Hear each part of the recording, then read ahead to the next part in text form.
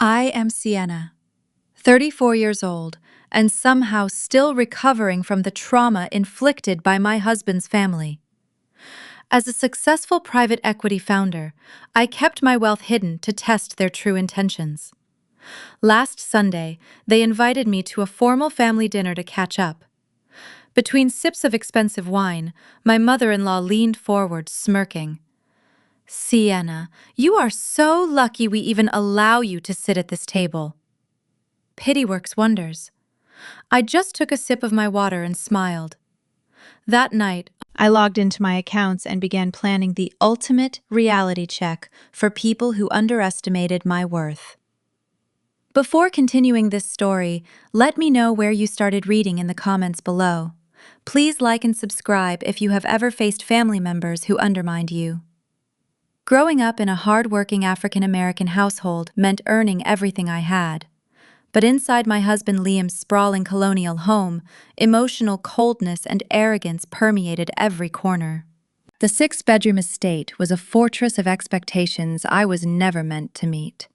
The dining room chandelier illuminated the smug faces of my in-laws. Beatrice, my mother-in-law, sat at the head of the table like a queen surveying her subjects. She wore her signature pearls, a symbol of an old money lineage she constantly bragged about, despite her empty bank accounts. Beside her sat Preston, Liam's older brother, whose career consisted of failed startup companies. Next was his wife Harper, who curated a fake life of luxury online. And then there was Liam, my husband, sitting quietly beside me, avoiding my gaze. Beatrice tapped her fork against her wineglass to command attention. "Liam, Sienna, we need a serious discussion about the living arrangements here," she began with artificial sweetness. "Preston and Harper are planning to start a family soon. A child carrying our family name needs proper space to grow, a home suited for our lineage." I placed my fork down, maintaining a perfectly neutral expression. "And what exactly does that mean for us, Beatrice?" I asked. Harper let out a short, condescending laugh. She reached across the table, taking my water glass, and took a slow sip before answering. "It means, Sienna, that you and Liam need to find somewhere else to live. A freelancer designing websites for pennies does not need the master suite. Preston and I need that room for the nursery. Our future child deserves the best, not the cramped guest quarters down the hall." I looked at Liam, waiting for him to defend our marriage against this disrespect. He just stared at his steak, his shoulders slumped in submission. "Liam," I prompted gently, "do you have anything to say about them kicking us out of our home?" He shifted uncomfortably, his face flushing red. "Come on, Sienna," he mumbled, refusing to meet my eyes. "Mom makes a good point. Preston is the oldest son. It is tradition for the oldest to raise his family here. We can find a nice apartment downtown. It makes sense." The betrayal stung, but it did not surprise me. Liam had always hidden behind his mother's demands. Beatrice smiled triumphantly, mistaking my silence for submission. "I want you out by the end of this weekend, Sienna," she ordered directly. "It is time to pack up your computer and your cheap clothes and make room for the future of this family." What none of them knew was the actual truth about this magnificent six-bedroom estate. They believed this house was a remnant of their grandfather's empire, provided by a nameless trust. They had no idea that the nameless trust was a private, limited liability company that I owned entirely on my own. They did not know I was secretly paying the $12,000 monthly lease straight out of my checking account to house them. I looked around the table at these people who despised me because of my skin color and the modest background they assumed I came from. I looked at the imported leather sofas I had purchased, the silk drapes I had ordered, and the smart home system I had installed. Every luxury in this house belonged to me, paid for by the massive wealth I had accumulated as a stealth private equity founder. "Are you ignoring me, Sienna?" Beatrice snapped loudly, leaning forward. "I said I want you out by Sunday. Do not make this difficult." I did not argue. I did not cry. I did not throw a tantrum or explain my worth to people committed to misunderstanding me. Instead, I picked up my napkin, wiped the corners of my mouth, and placed it neatly beside my plate. I looked into Beatrice's cold eyes and offered her the warmest, serene smile I could muster. "You are absolutely right, Beatrice," I said, my voice perfectly controlled. "This house should reflect who you truly are. Preston and Harper deserve to experience what they have earned in this life. I will not stand in the way of your family's legacy." Liam looked up, surprised by my easy capitulation. Harper smirked while Preston clapped his younger brother on the back. "I will move out." I continued pushing my chair back and standing up gracefully. "In fact, I will start making the arrangements right now. You will have the house as you deserve it by Sunday." "Good," Beatrice sniffed, waving dismissively. "See that you do." I turned and walked out of the formal dining room, my heels clicking rhythmically against the polished hardwood floors. As I climbed the grand staircase toward the master suite, I pulled out my cell phone and dialed the number for the most efficient moving company in the city. I was not just going to pack my everyday clothes and shoes. I was going to pack my $12,000 a month lifestyle into a fleet of moving trucks. The evacuation was about to begin right now, and they had absolutely no idea what kind of terrible storm was coming. But before dialing the logistics company, I stepped inside the master suite and locked the heavy mahogany door behind me. I walked past the king-sized bed and entered my expansive walk-in closet, pressing my thumb against a concealed biometric scanner hidden behind a row of designer coats. A small, reinforced panel slid open, revealing my encrypted private server and a steel wall safe. This was the true nerve center of my existence in this house. A space Liam didn't even know existed. I pulled out my secure satellite phone and dialed Marcus, my lead attorney and chief crisis manager. He answered on the second ring, despite it being late on a Sunday evening. "Marcus?" I said, my voice dropping its polite, wifely cadence and adopting the sharp edge of a CEO. "Initiate Protocol 0. The trial period is officially over." I heard the clicking of a keyboard on the other end. "Understood, Sienna. I am freezing all secondary contingency funds. Should I alert the Forensic Accounting Division to begin compiling the final dossier on Preston's offshore shell companies?" "Yes," I instructed, pulling a stack of ledger printouts from the safe. "They have grown far too bold. Liam's mother just gave me a 72-hour deadline to vacate my own property. I want a digital netcast over every single transaction they have made using my redirected funds over the past 5 years. Track the country club payments, the luxury car leases, and the boutique receipts. Leave no stone unturned." "It will be ready before dawn," Marcus assured me, his tone strictly professional. "And what about Liam? Do we restrict his access to the marital joint accounts tonight?" "Let him keep his access for now," I replied, a cold smile touching my lips. "I want him to feel falsely secure for a few more days. I want him to swipe his card for a cup of coffee tomorrow morning and think he has won. We will sever the financial artery only when they are standing in the middle of the desert." I ended the call and placed the phone back onto the server rack. The trap was meticulously set. Only then did I pick up my regular cell phone to coordinate the fleet of moving trucks.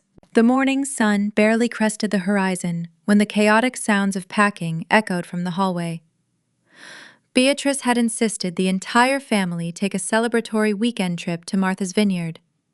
She claimed they needed to toast to the new chapter of their noble lineage, a chapter that conveniently excluded me. Liam stood at the bottom of the grand staircase, shifting his weight from one foot to the other as he watched me sip my morning espresso. He looked guilty, but not guilty enough to actually apologize or defend his wife. "Sienna, I am really sorry it has to be this way," he mumbled, refusing to make direct eye contact. "It is just better for everyone. Please make sure you leave the keys on the kitchen counter when you are done packing your things." I offered him a serene nod, placing my ceramic mug on the marble island. Do not worry about me, Liam. I will make sure everything is taken care of exactly as it should be. Enjoy your trip with your mother. Harper brushed past him, dragging a designer suitcase I had paid for with my credit card. She tossed a triumphant smirk in my direction before strutting out the front door. Within 20 minutes, the obnoxious roar of their rented luxury SUV faded down the suburban street. They were gone. The sprawling house was completely silent, waiting for my command. I checked my wristwatch. It was exactly 8 in the morning. I pulled out my cell phone and sent a single text message to the logistics manager I had hired the previous night. The targets have left the perimeter. You may begin the operation. Less than 15 minutes later, a fleet of 5 unmarked moving trucks turned onto the affluent street. They parked along the massive circular driveway. A crew of 30 professional movers in black uniforms poured out of the vehicles. The lead foreman, a tall man named Marcus, approached me with a digital clipboard. Good morning, Miss Sienna. We have the inventory list you provided. Are we packing everything marked in red? No, Marcus. I corrected him, smoothly unlocking the heavy mahogany double doors. We are packing everything. The operation was a masterclass in surgical precision. I stood in the foyer directing the flow of traffic as my $12,000 a month lifestyle was systematically dismantled and loaded into the waiting trucks. First to be cleared was the massive formal living room. The Italian leather sectional sofas, the custom glass coffee tables, and the Persian rugs were wrapped in protective plastic and carried out the front door. Next went the dining room. The 12-seat mahogany table was disassembled in minutes. Even the crystal chandelier hanging above it was carefully uninstalled by an electrician and boxed away. By noon, the kitchen was unrecognizable. The movers disconnected the smart refrigerator, the professional-grade espresso machine, and the dual-temperature wine cooler. I watched, with quiet satisfaction, as the premium appliances were wheeled down the driveway. I had purchased every single item. They wanted my cheap clothes gone. I was taking the entire custom closet system, including the cedar shelving units and the velvet-lined jewelry drawers I had carefully installed last spring. The chaos inevitably attracted the attention of the neighborhood. Mrs. Gable, a notoriously nosy woman who served as the president of the Homeowners Association, marched across the manicured lawn. She wore a bright pink tracksuit and an expression of supreme authority. "Excuse me!" she shouted, waving her arms at a mover carrying a massive flat-screen television. "What on earth is going on here, Liam? And Beatrice did not approve a move of this magnitude. I am calling the police, right now." "You are robbing this estate." I stepped out onto the porch, holding a thick black leather binder. "Good afternoon, Mrs. Gable," I said pleasantly. "There is no need to bother the authorities. I am simply relocating my personal property." She sneered at me, her eyes darting between the moving trucks and my face. "Your property? Do not be ridiculous, Sienna. We all know Beatrice owns this magnificent house. I am calling Liam immediately to tell him his wife is stripping his family estate bare while he is out of town." I opened the binder and pulled out a stack of receipts and ownership certificates. I handed them to her calmly. "You are welcome to call whoever you like, Mrs. Gable. But before you do, I suggest you review these documents. And here is the lease agreement for this property signed by my private company, proving that I am the sole financial provider for this entire residence. Beatrice does not own a single brick of this estate." Mrs. Gable stared at the papers, her mouth opening and closing. Her face turned crimson as the reality of the situation crashed down upon her. Without another word, she shoved the papers back into my hands and scurried back to her house, eager to spread the scandalous gossip to the rest of the neighborhood. By 5 in the evening, the 6-bedroom mansion was barren. The movers had taken the silk drapes, leaving the windows bare. They had uninstalled the smart thermostats, the automated security cameras, and the integrated sound system. The massive house now echoed with a hollow, haunting emptiness. It looked exactly like the abandoned shell it was before I breathed life into it with my wealth. I stood in the center of the vast, empty living room, listening to the silence. My phone buzzed in my pocket. It was a reminder to finalize the utility transfers.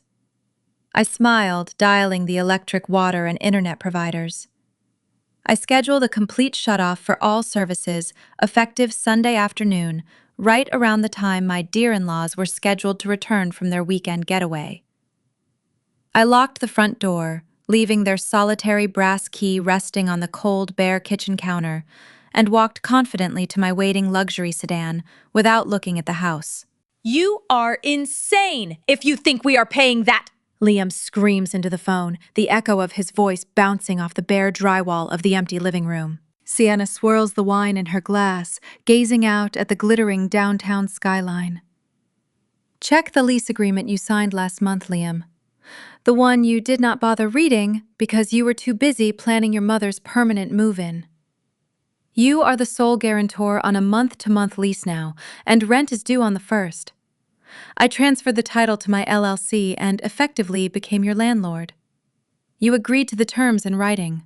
In the background, Sienna can hear her mother-in-law Margaret shrieking about the missing antique chandelier. She stole my grandmother's crystal! Call the police, right now! Margaret wails, her footsteps echoing loudly. I did not steal anything, Margaret, Sienna says, raising her voice slightly to cut through the phone's speaker. I took the chandelier I paid $8,000 for at the estate auction 2 years ago. I have the receipts. In fact, I left a beautifully itemized binder on the kitchen island for you. It outlines exactly who paid for what in that house over the last 5 years. It includes bank statements, wire transfers, and credit card bills. Spoiler alert, it was not your son. Liam scoffs, his tone dripping with the arrogant condescension Sienna endured for years. You think taking the furniture changes anything? This is a marital asset. We have been married for 5 years. You cannot just strip the property bare and run away. My lawyer is going to destroy you in court and take half of your precious company. Sienna smiles, a cold, sharp expression that nobody in that family had ever seen. I highly recommend you call a lawyer, Liam. They will explain how our prenuptial agreement works. Specifically the clause protecting assets purchased entirely with independent funds. You know the business you always called my little hobby eye? It funded everything. The house is owned by my corporate entity, and your name is nowhere on the deed. You waived your rights to my business growth the day we got married, because you thought my agency would fail. A heavy silence settled over the line, broken only by Margaret's shallow breathing. By the way, Margaret, Sienna chimed in smoothly, cutting through the tension, since you decided to tell the entire extended family at Thanksgiving that I was a gold digger, ruining your son's life, I decided my company no longer needed to provide you with luxury transportation. The dealership reclaimed the Mercedes from your country club parking lot an hour ago. You vindictive witch! Margaret gasped, her voice shrill with panic. How am I supposed to get to my appointments? I suggest you request a rideshare, Sienna replied, though you might want to check your credit cards first. I removed myself as the primary account holder on the family cards this morning and canceled the authorized user privileges. You are all officially financially independent. Congratulations on your newfound autonomy. Liam's breathing is heavy, ragged. The reality of his situation is rapidly crashing down on him. For years, he played the successful provider while secretly funneling his modest income into bad investments and his mother's gambling debts. Sienna had quietly kept the entire family afloat, with her boutique marketing agency swallowing their insults to keep the peace. Sienna, honey, let us be reasonable, Margaret says suddenly, snatching the phone from Liam. Her tone shifts to the sickly sweet manipulation she always used when she wanted money or a favor. You are just upset. Marriage is hard. Families fight. But we are your family. You cannot just leave us in an empty house with the power shut off. What will the neighbors think when they see us living like this? The neighbors already know Margaret, Sienna states, her voice devoid of any warmth or hesitation. I sent a lovely parting gift to the Homeowners Association group chat. It included the security camera footage of you and Chloe throwing my clothes into trash bags yesterday, while laughing about how you were finally getting rid of me. The entire neighborhood watched you scheme to take over my home and box up my belongings.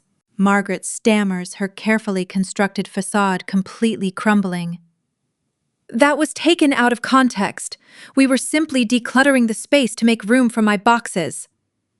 You were celebrating my supposed defeat, Sienna corrects her sharply. But you underestimated me. Just like Liam did when he forged my signature on that $50,000 business loan application last month. Total silence falls over the line. The empty house amplifies the heavy, panicked breathing of the three people standing in the dark. What loan? Margaret asks, her voice trembling with genuine fear. Ask your son, Sienna says. Liam thought I would not notice a massive line of credit opened under my agency's name. He thought he could use my hard-earned money to cover his failing cryptocurrency investments and hide his massive losses. Unfortunately for him, my bank caught the forgery immediately because I put a fraud alert on my profile weeks ago. You checked my personal files? Liam shouts, his voice cracking with desperation. That is an invasion of privacy. I am your husband. It is called wire fraud, Liam, Sienna replies. And the bank's fraud department is already reviewing the documents. I have spent the last 3 weeks quietly securing my accounts, relocating my assets, and watching you dig your own grave. You wanted to be the man of the house. You wanted your mother to run the household and dictate my life. Now you have it. An empty house, a massive rent bill, a repossessed car, and a looming criminal investigation. Please, Liam begs, the arrogance completely stripped away. Sienna, we can fix this. I will pay back the loan somehow. Just come home, and we can talk to a counselor. We can kick my mother out. There is no home to come back to, Sienna says, taking a sip of her wine. I am standing in my new penthouse paid for in cash. The divorce papers will be served to you tomorrow morning at your office. Assuming you still have a job once your boss finds out about the fraudulent loans and the company funds you mishandled. You called my boss? Liam's voice is a high-pitched squeak of absolute terror. Actions have consequences, Liam. For 5 years, I played the dutiful, quiet wife while you and your family treated me like a walking bank account and an emotional punching bag. I am done playing the victim. Before Liam can utter another desperate plea, Sienna taps the screen and ends the call. She blocks his number, and then Margaret's. She sets her phone down on the marble countertop and breathes in the absolute silence of her new life. No more criticisms about her cooking. No more subtle jabs about her background. No more funding a family that secretly despised her. She built her empire from nothing, and she had meticulously dismantled their parasitic hold on her life in a single, devastating afternoon. The legal battle ahead would be messy, but she held every single card. As she looks out over the city lights, a notification pops up on her tablet. It is an email from her private investigator. The subject line reads, Liam's offshore accounts, the final piece. Sienna smiles, opening the file to reveal the hidden assets Liam had tried to conceal.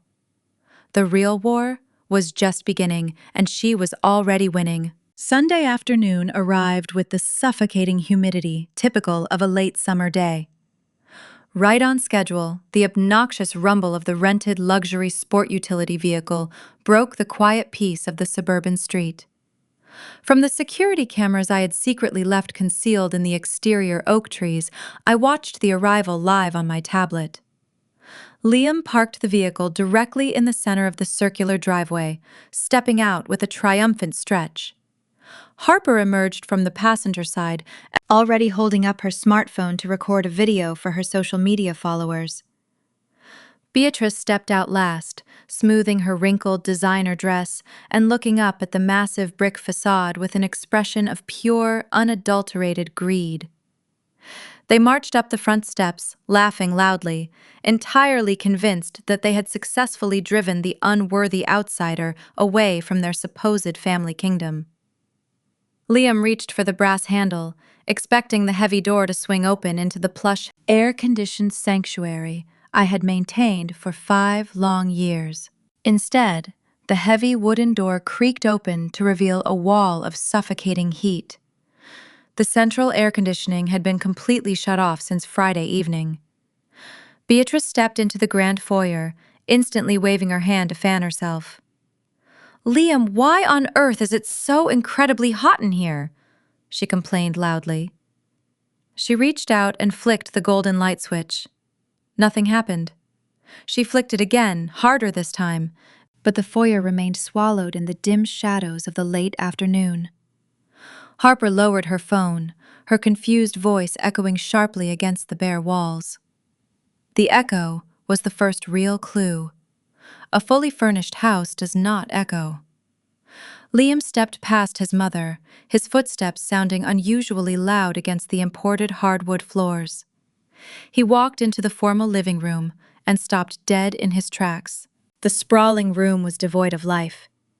There were no leather sectionals, no crystal lamps, and no custom rugs to absorb the sound of their panicked breathing.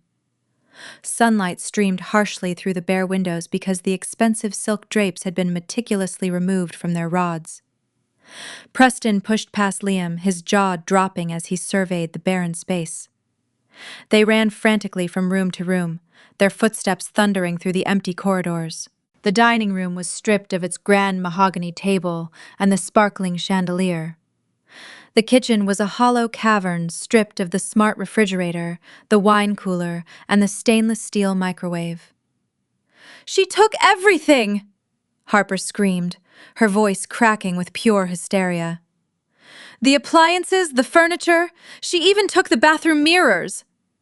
Liam sprinted to the kitchen island, finding nothing but the solitary brass key I left behind, and a thick black leather binder resting beside it.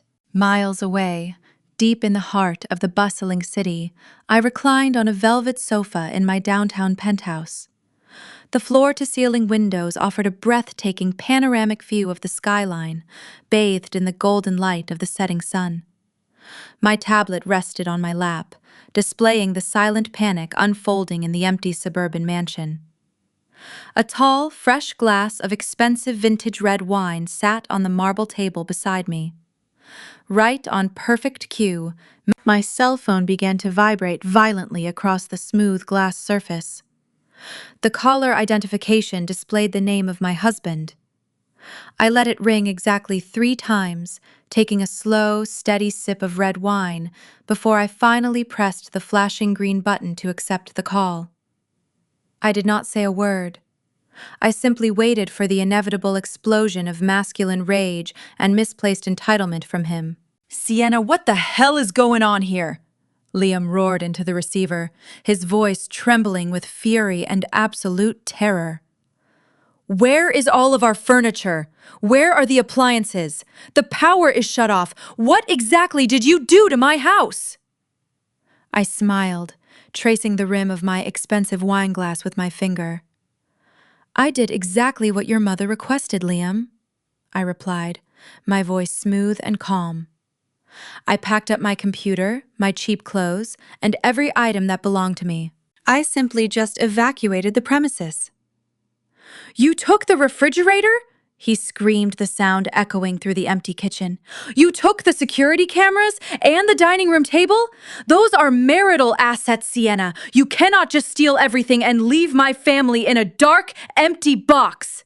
"I highly suggest you open the black binder resting on the counter next to your hand, Liam," I instructed him coldly.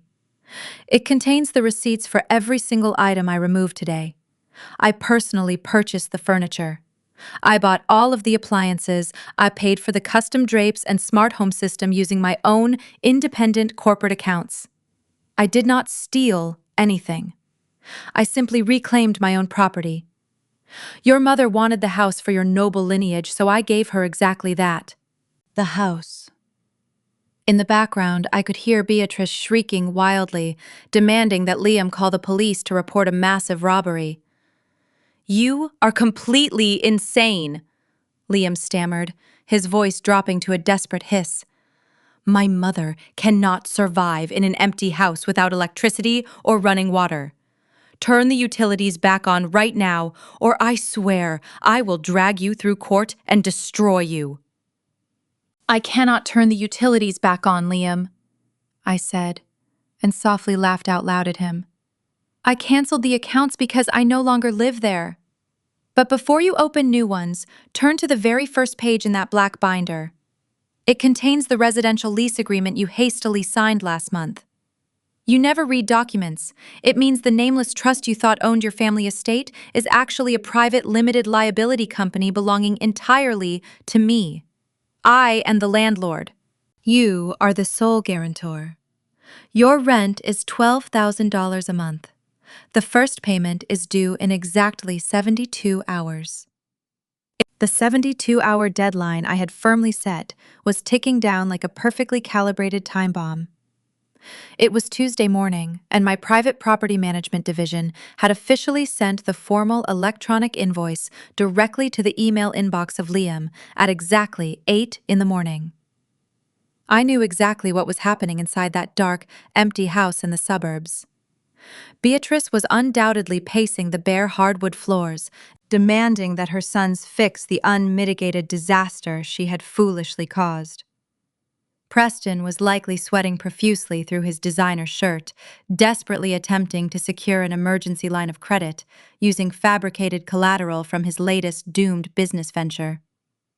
But Beatrice would not let Liam off the hook so easily.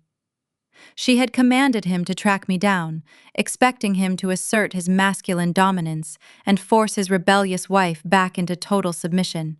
I had graciously provided Liam with my corporate address over a year ago, though he had never once bothered to visit me. He always assumed my boutique marketing agency operated out of a cramped, shared co-working space above a noisy coffee shop. He believed I spent my days designing cheap websites for local bakeries and struggling retail stores. He was about to receive the education of a lifetime. I sat comfortably behind my massive, custom-cut obsidian desk on the top floor of the Horizon Equities Tower. The 50th floor belonged entirely to me. Floor-to-ceiling windows offered an unobstructed, commanding view of the entire financial district below. My executive assistant, a sharply dressed and fiercely intelligent woman named Clara, buzzed my secure intercom. "Miss Sienna there is a man at the front reception desk demanding to see you," Clara stated professionally over the clear audio feed. "He claims to be your husband. He is currently raising his voice at the security personnel and threatening to push past the security gates if we do not grant him immediate access." "Let him through, Clara," I instructed, calmly steepling my fingers together. "Escort him directly to my office. Do not offer him any refreshments." I stood up and smoothed the skirt of my tailored designer suit, waiting patiently. Through the reinforced glass walls of my expansive office, I watched the elevator doors slide open. Liam stepped out onto the sprawling corporate floor, and I watched his entire arrogant demeanor shatter in real time. He blinked rapidly, his jaw going slack as he took in the sheer magnitude of his surroundings. This was not a tiny, struggling startup. He was standing in the nerve center of a billion-dollar private equity firm. Dozens of highly paid financial analysts and senior executives moved purposefully through the sleek, modern corridors. Every single surface was constructed of polished marble, brushed steel, or rich mahogany. Clara guided him down the main hallway. As they walked, several senior vice presidents stepped aside, nodding their heads in deep, respectful deference toward my glass office. Liam looked around frantically, resembling a trapped animal realizing it had wandered into a den of lions. He stepped through my double glass doors, his chest heaving with nervous breaths. Sienna, what is this place? Liam demanded, his voice lacking its usual commanding edge. He looked at my expensive suit, then at the sprawling view behind me. Are you renting a desk in this building just to try and impress me? Look, we do not have time for these childish games. Mom is extremely upset. Preston is stressed out. You need to come back to the house right now, apologize to my mother, and pay that ridiculous rent invoice your fake company sent me. We are a family, and you are acting completely out of line. I did not say a single word immediately. I walked over to the digital control panel on my wall and pressed a silver button. The transparent glass walls of my office instantly frosted over, sealing us in complete soundproof privacy. I walked back to my desk, picked up a thick bound folder bearing the official crest of the State Commerce Department, and threw it heavily onto the center of the obsidian desk. I am not renting a desk here, Liam, I said, my voice echoing with absolute unwavering authority. I own the entire building. I am the Chief Executive Officer and sole founder of Horizon Equities. You are standing in the center of the empire I built from nothing while you were busy trying to appease your toxic, entitled mother. Liam stared at me, his eyes wide and panicked. He reached out with a trembling hand and opened the heavy folder. The first page was the official corporate charter. The second page was the certificate of ownership for the 6-bedroom estate he currently occupied. The third page was a summary of my personal banking assets, displaying numbers that he could not even begin to comprehend. You are the landlord, he gasped, reading the documents as if they were written in an alien language. You actually own the estate. You own this entire company. Sienna, these numbers say you are worth hundreds of millions of dollars. How is this even possible? Why did you never tell me about any of this wealth? Because I knew exactly who you were, Liam, I stated coldly, leaning over the desk to look him squarely in the eyes.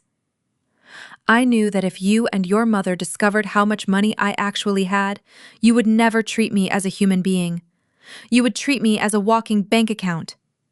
And I was absolutely right. You spent 5 years allowing Beatrice and Harper to mock my career. You sat silently at the dinner table while they ridiculed my background. You allowed them to kick me out of a house that I was secretly paying for just so your brother could have a larger nursery. Liam stumbled backward, gripping the back of a leather visitor chair for physical support. The arrogant, demanding husband who had called me just days prior was entirely gone. He was replaced by a terrified, desperate man, realizing he had just thrown away the greatest opportunity of his entire miserable life. He looked at the paperwork again, then looked up at me with tears welling in his eyes. Sienna, I am so sorry, Liam pleaded, his voice breaking into a pathetic whine. I did not know. I never would have let my mother speak to you that way if I had known you were this successful. Please, you have to understand the pressure she puts on me. We are married, Sienna. We took vows. What is yours is ours. We can fix this. I will tell my mother to pack her bags today. We can move back into the estate together, just the two of us. There is no us, Liam, I replied, crossing my arms over my chest. You only want to fix this marriage because you finally saw the balance in my bank account. You do not love me. You love the lifestyle my hidden wealth can provide for you. But you are far too late. Liam gritted his teeth, his desperation rapidly morphing back into familiar, toxic anger. You cannot do this to me, he threatened, pointing a shaking finger at my face. I am your legal husband. I have rights. If you try to divorce me and leave my family with nothing, my lawyers will drag you through the mud. I will take 50% of this entire company. I will take half of everything you own, Sienna. You owe me. I smiled a slow, predatory expression that made him instinctively step back toward the frosted glass doors. He thought he could threaten me in my own corporate fortress. He had absolutely no idea that I had been preparing for this exact threat since the day we got engaged. The trap was perfectly set, and Liam had just walked directly into it. Liam slammed his hands down on the polished surface of my obsidian desk, his face contorting into a mask of rage. He paced back and forth across the plush carpet of my office, his chest heaving as he frantically tried to regain control of a situation that had slipped from his grasp years ago. You think you are so smart, Sienna, Liam spat, pointing a trembling finger at me. You think you can just pull the rug out from under my family and walk away unscathed? We are legally married in this state. That means every single dollar you made during the last 5 years is marital property. My lawyers will subpoena every single financial record you possess. I am going to take 50% of your company. I sat perfectly still, allowing him to exhaust his lungs. I simply reached down and unlocked the bottom drawer of my desk.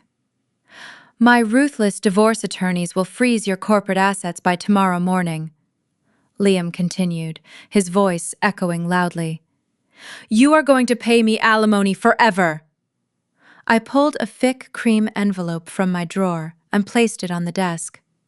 I tapped the heavy parchment with my index finger, looking up at his furious face. Before you spend money you do not have on ruthless divorce attorneys, Liam, I suggest you review this envelope, I said, my voice dropping to a whisper. It bears the silver crest of the law firm your mother hired before our wedding day. Liam stopped pacing. He recognized the cream envelope immediately, the color rapidly draining from his cheeks. Go ahead, Liam, I urged him smoothly. Open it. He reached out, his hands shaking, and pulled the legal documents from the envelope. It was our prenuptial agreement. Let us take a walk down memory lane, I continued, leaning back comfortably in my executive chair. Your mother sat across from me in that overpriced law office. She firmly believed I was an impoverished gold digger plotting to steal the generational wealth she falsely claimed your family possessed. Liam flipped through the heavy pages, his breathing becoming shallow and erratic as his eyes scanned the complex legal jargon. Beatrice demanded an ironclad, indisputable separation of all assets, I recited from memory, knowing every single clause by heart. She instructed her lawyers to draft a document waiving alimony, spousal support, and any claim to business growth or future corporate earnings. She wanted to guarantee that if we ever divorced, I would walk away with absolutely nothing. Sienna, wait, Liam stammered, frantically flipping to the final page where our signatures rested in black ink. But your mother made one colossal, arrogant mistake, I said, leaning forward to deliver the final, crushing blow. She never ran a financial audit on me because her racial bias blinded her completely. She thought she was protecting your imaginary trust fund. In reality, Beatrice legally fortified my billion-dollar empire against you. Liam dropped the heavy document onto the desk.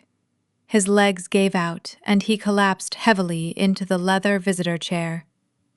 He stared blankly at the wall, the terrifying truth washing over him in devastating waves. Because of the aggressive legal terms your own mother demanded, Liam, you are entitled to absolutely 0% of Horizon equities, I stated with clinical precision.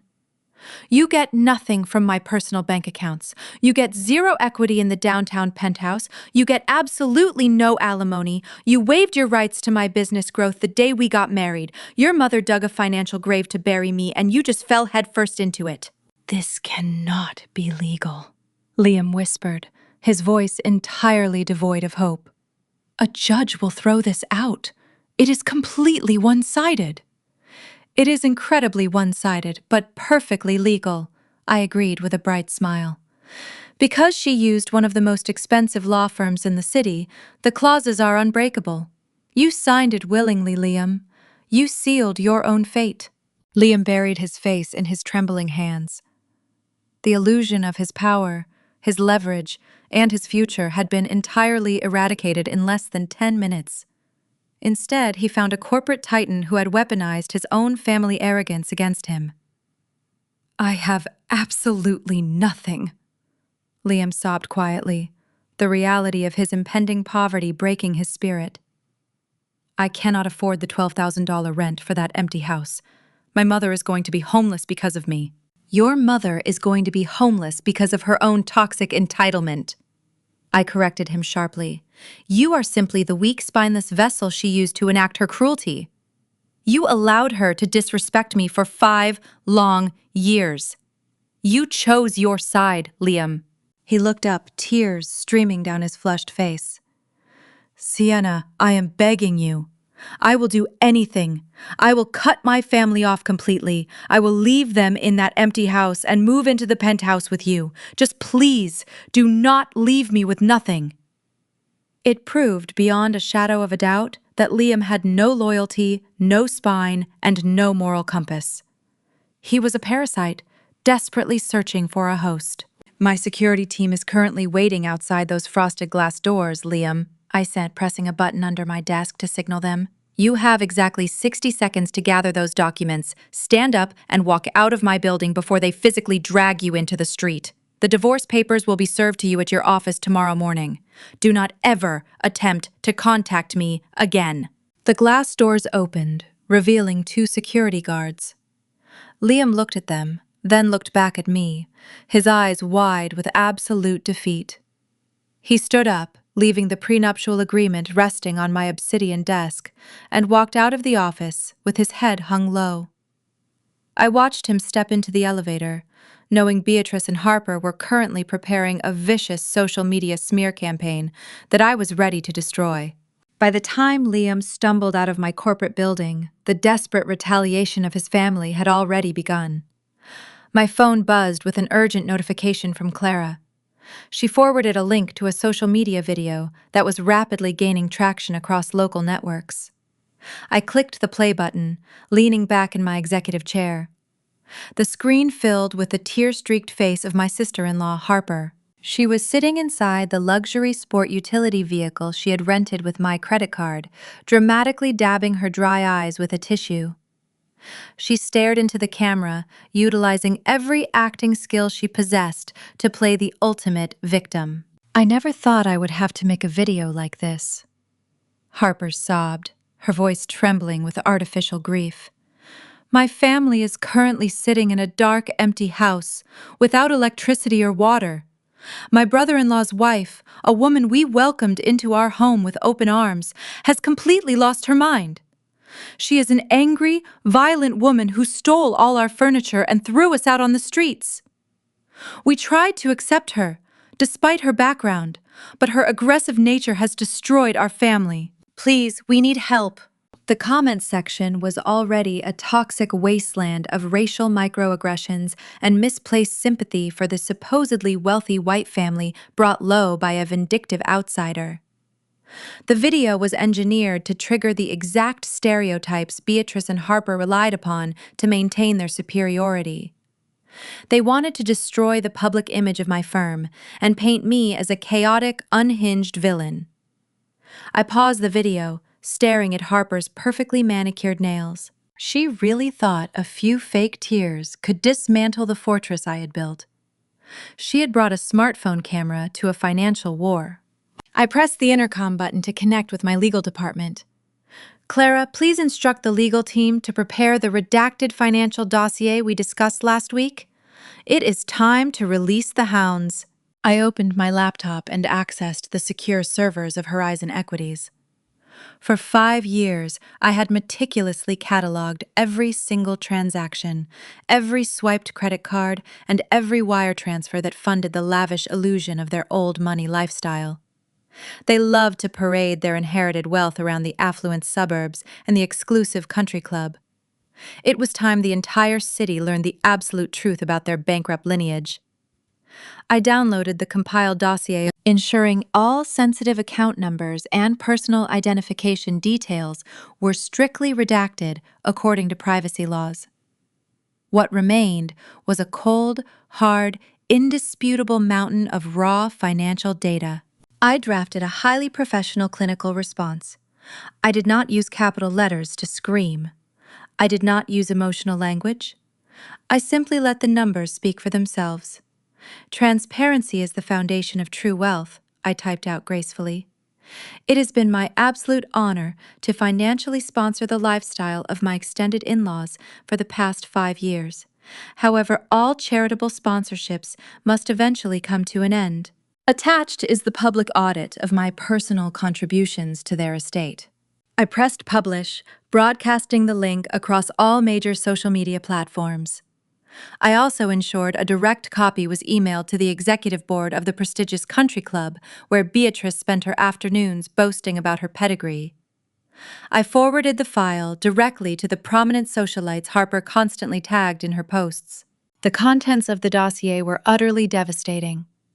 Page 1 detailed the precise funding of the so-called business ventures of Preston.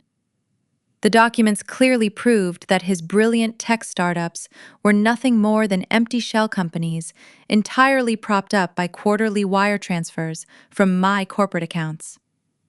Page 2 dismantled the carefully curated wardrobe of Harper.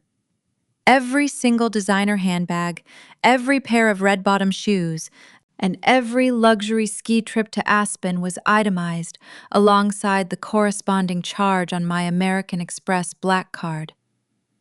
Page 3 was reserved exclusively for Beatrice. The dossier exposed that her $5,000 monthly country club membership, her imported wines, and her weekly spa treatments were completely funded by an automatic draft from my checking account. I even included the receipts for the organic dog food she purchased for her golden retriever. There was no family trust fund. There was no generational wealth. There was only my money, keeping their pathetic illusion afloat. The internet moves with lightning speed when scandal involves the elite. Within 30 minutes, the tearful narrative Harper had spun completely disintegrated. The comments under her video shifted from sympathetic outrage to absolute mockery. People began posting screenshots of my receipts side by side with her old posts where she bragged about her wealthy lifestyle. The hashtag fake wealth began trending locally. Harper was instantly labeled a fraud and a leech by the very social circles she desperately sought to impress. My phone lit up with a forwarded message from a mutual acquaintance at the country club. The message contained a screenshot of a private group chat belonging to the most influential women in the neighborhood. They were ruthlessly tearing Harper apart. "I cannot believe she pretended that Gucci bag was a gift from her husband when her sister-in-law bought it," one woman wrote. "They have been living on welfare disguised as old money," another chimed in. Harper was officially a laughingstock, completely exiled from the elite society she valued more than oxygen. But the high society gossip was only the first domino to fall. Harper had spent the last 3 years building a moderately successful career as a lifestyle influencer, leveraging the aesthetic of my estate to secure lucrative brand deals. She often filmed her morning routines in my custom kitchen and unboxed luxury skincare products on my imported silk sheets. Less than 2 hours after my financial dossier went viral, the corporate backlash began. I monitored the fallout from my laptop, watching the rapid collapse of her digital empire in real time. A prominent organic cosmetics brand, which had just signed a massive promotional contract with Harper the previous week, posted a public statement on their official page. They announced the immediate termination of their partnership with her, citing a severe breach of authenticity clauses and a misalignment of ethical values. It didn't stop there. An upscale travel agency that had sponsored Harper's recent trip to Aspen demanded a full refund of their provided expenses. They threatened legal action, publicly revealing that Harper had falsely claimed her wealthy family trust was paying for the private jet, when in reality, the flight had been funded by a corporate loyalty program registered under my LLC. Her comment section transformed into a brutal digital courtroom. Followers who had once worshipped her flawless aesthetic were now actively hunting down her old posts, pointing out the subtle reflections of my moving boxes in the background of her recent selfies, mocking her desperation.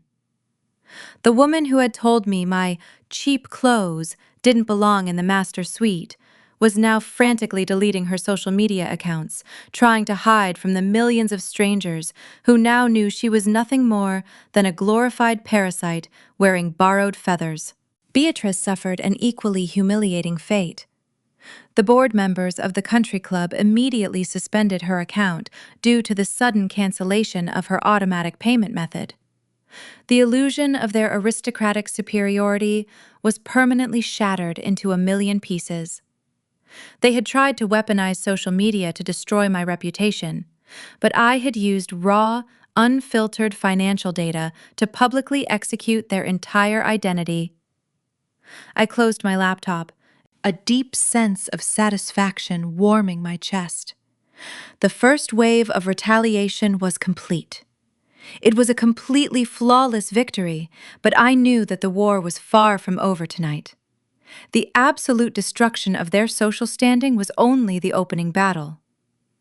I woke up the next morning feeling more energized than I had in 5 long years.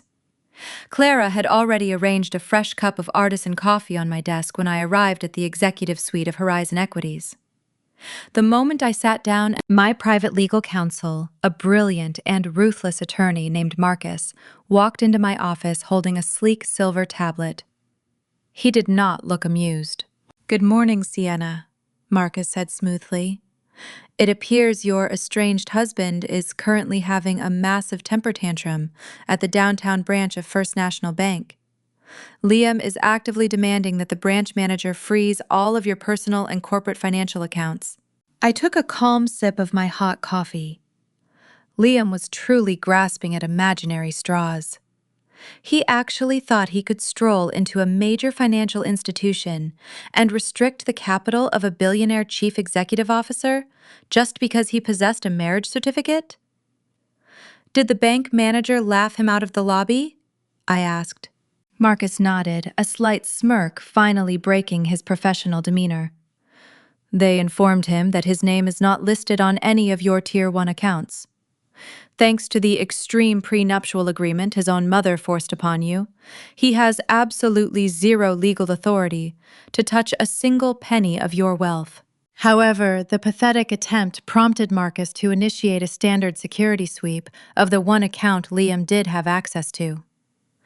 It was a modest joint savings account we had opened shortly after our wedding.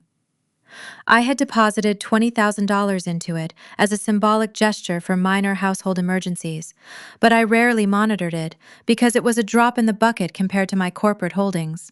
I assumed Liam deposited his own meager paycheck into it to cover groceries and basic utilities.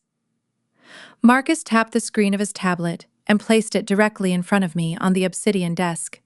"When I reviewed the transaction history of your shared marital account, I noticed a series of highly irregular movements," Marcus explained, his voice dropping to a deeply serious tone. "I authorized our forensic accounting team to dig a little deeper. The results are incredibly troubling." I leaned forward and scanned the digital spreadsheet. The numbers painted a very clear and deeply disturbing picture. Over the course of the last 3 years, Liam had been systematically draining the joint savings account. He had authorized dozens of automated wire transfers, meticulously structured in specific increments, just below the threshold that would trigger an automatic fraud alert from the bank. $5,000 here, $8,000 there. Every single outgoing wire transfer was routed to a familiar corporate entity. It was the primary operating account for the flagship technology startup belonging to his older brother Preston. The very same fake company I had just exposed to the entire internet as an elaborate scheme. "Liam has been actively embezzling our marital funds," I whispered, the cold reality settling over me. I had assumed Liam was merely a spineless coward who enabled the toxic behavior of his mother and the wild delusions of his brother. I had absolutely no idea he was actively participating in their financial crimes. He had deliberately stolen my money to artificially inflate the dying business ventures of Preston. He was a documented thief. "This completely changes the landscape of your divorce proceedings," Marcus stated firmly, leaning against the glass wall of my office. This is no longer just a civil dispute over shared assets. This is highly documented financial fraud, embezzlement, wire fraud. Depending on exactly how Preston utilized these stolen funds, your husband could be facing severe criminal charges at the federal level. The sheer audacity of it all made my blood boil. While Beatrice was constantly insulting my racial background and demanding I respect their prestigious lineage, her golden boys were secretly siphoning my hard-earned money to fund their pathetic failures. Liam had played the role of the innocent, passive husband while actively committing grand larceny right under my nose. He thought I was just a clueless freelancer who would never notice a few missing thousands. I want the forensic accounting team to trace every single digital penny, I ordered Marcus, my voice sharp and decisive. I want to know exactly what Preston did with the stolen money. If he used my funds to pay for the country club dues of his mother or the designer bags for Harper, I want it thoroughly documented. We are going to build an airtight criminal case. Marcus smiled, retrieving his silver tablet. I have already initiated the full audit, Sienna. Our team will have the entire financial web untangled by tomorrow afternoon. Liam and Preston have left a massive digital footprint. They were incredibly sloppy. Let them believe they are currently winning a minor battle, I instructed. Do not alert Liam that we have discovered the missing funds. I want him to feel falsely confident. When the time is perfectly right, I am going to drop this evidence like an atomic bomb on his entire miserable life. As Marcus turned and walked out of my office, I turned my executive chair to face the sprawling city skyline. The game had fundamentally shifted. Yesterday, my only goal was to evict a toxic family from my property and finalize a clean divorce. Today, the stakes were incredibly different. Liam and Preston had crossed a dangerous legal line, and I was going to ensure they faced the absolute maximum penalty for their unmitigated greed. They wanted to destroy my life and paint me as an aggressive villain on social media. I was going to show them what true aggression looked like. I was going to send my estranged husband and his beloved brother straight to a federal prison. The era of their false privilege was officially over, and I would not rest until justice was served. I sat in my luxurious penthouse watching the entire pathetic display unfold on my tablet screen. A very slow, deeply satisfied smile spread across my face. Beatrice genuinely believed that her elite country club peers would eagerly rush to her financial rescue. She desperately clung to the fragile illusion that she still commanded respect among the city elites. She had absolutely no idea that her beloved country club was entirely funded by a silent, anonymous platinum sponsor. She did not know that minority stakeholder of the very institution she intended to use as her ultimate salvation. Let her gather up her best rented dresses and prepare for the grand gala.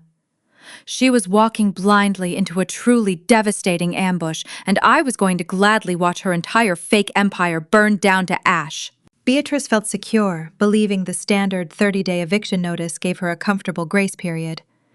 She assumed she had an entire month to manipulate her wealthy friends at the upcoming country club gala and somehow magically produce the capital required to purchase my estate. She severely underestimated my expertise in commercial and residential real estate law. A 30-day notice is merely a polite legal formality for standard tenants. I had absolutely no intention of allowing that treacherous family to squat inside my property for another month while plotting their pathetic revenge. I needed them out immediately, and I knew exactly how to expedite the process without breaking a single law. My ultimate leverage was buried deep within the dark basement of the mansion. 2 years ago, Preston had launched another one of his notoriously doomed business ventures. He was entirely convinced he was going to become a cryptocurrency billionaire overnight. To power his massive overheating computer servers, he needed an immense amount of electricity. Instead of hiring a licensed professional, Preston decided to save money by rewiring the entire basement himself. I remember the weekend he did it. Liam had proudly praised his older brother for being so incredibly resourceful. I had warned them about the severe fire hazards of unpermitted electrical work, but Beatrice had quickly scolded me for undermining the brilliant entrepreneurial spirit of her golden child. I had secretly taken extensive photographs of his dangerous wiring job for my own liability records and locked them away in my digital vault. Now those photographs were the perfect weapon. I picked up my phone and called a senior municipal building inspector I frequently worked with on my commercial development projects. I informed him that I was the legal owner of the estate and that I had grave, urgent concerns about life-threatening, unpermitted electrical modifications hidden in the basement. The city does not take potential fire hazards in affluent neighborhoods lightly. At precisely 9 in the morning on Wednesday, a white municipal truck pulled into the circular driveway. Two uniformed city code inspectors stepped out, carrying heavy flashlights and thick clipboards. I watched the live feed from my security cameras as they knocked firmly on the front door. Liam answered, looking exhausted and wearing a stained undershirt. When the inspectors presented their official credentials and demanded immediate access to the basement to investigate a reported safety violation, Liam panicked. He tried to block the doorway, stammering that his mother was sleeping and they needed to schedule an appointment. The lead inspector coldly informed him that a property owner had already granted them full legal authorization to inspect the premises for immediate life safety threats. They pushed past my cowardly husband and marched directly down the stairs into the dark basement. Preston sprinted out of the kitchen, his face draining of all color when he realized exactly where the municipal inspectors were heading. I listened intently to the audio feed as the inspectors reached the main electrical panel. A sharp whistle of pure shock echoed through the basement. The lead inspector loudly declared that he had never seen such a catastrophic and reckless wiring job in his entire career. He noted exposed wires, overloaded circuits, and the dangerous bypassing of crucial safety breakers. Preston tried to casually laugh it off, claiming it was just a temporary setup for a minor hobby project. The inspector did not find it amusing at all. He sternly informed Preston that the entire house was essentially a giant ticking time bomb, waiting to burst into violent flames. Beatrice finally hurried down the stairs, wrapping her silk robe tightly around her waist, demanding to know why government officials were trespassing in her private, aristocratic sanctuary. The inspector turned to her with a completely unyielding expression. He stated that the property was in direct violation of multiple severe municipal building codes. Because the extreme electrical tampering posed an immediate critical threat to human life, the standard 30-day eviction timeline was rendered completely null and void. The inspector pulled a bright red sticker from his heavy clipboard. It was a formal condemnation notice. He slapped it directly onto the main electrical panel. He then turned to Beatrice Preston and Liam, delivering the devastating verdict they never saw coming. The house was officially deemed legally unsafe for human habitation. They did not have 30 days. They did not have a week.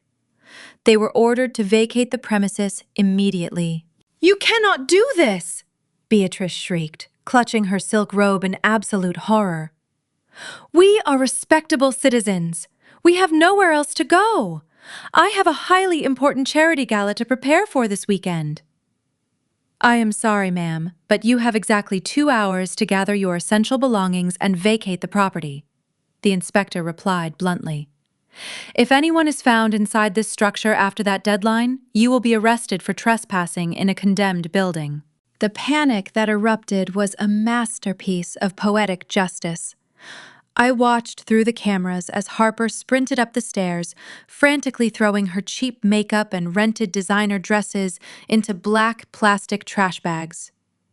Preston cursed loudly, desperately trying to salvage his worthless computer monitors.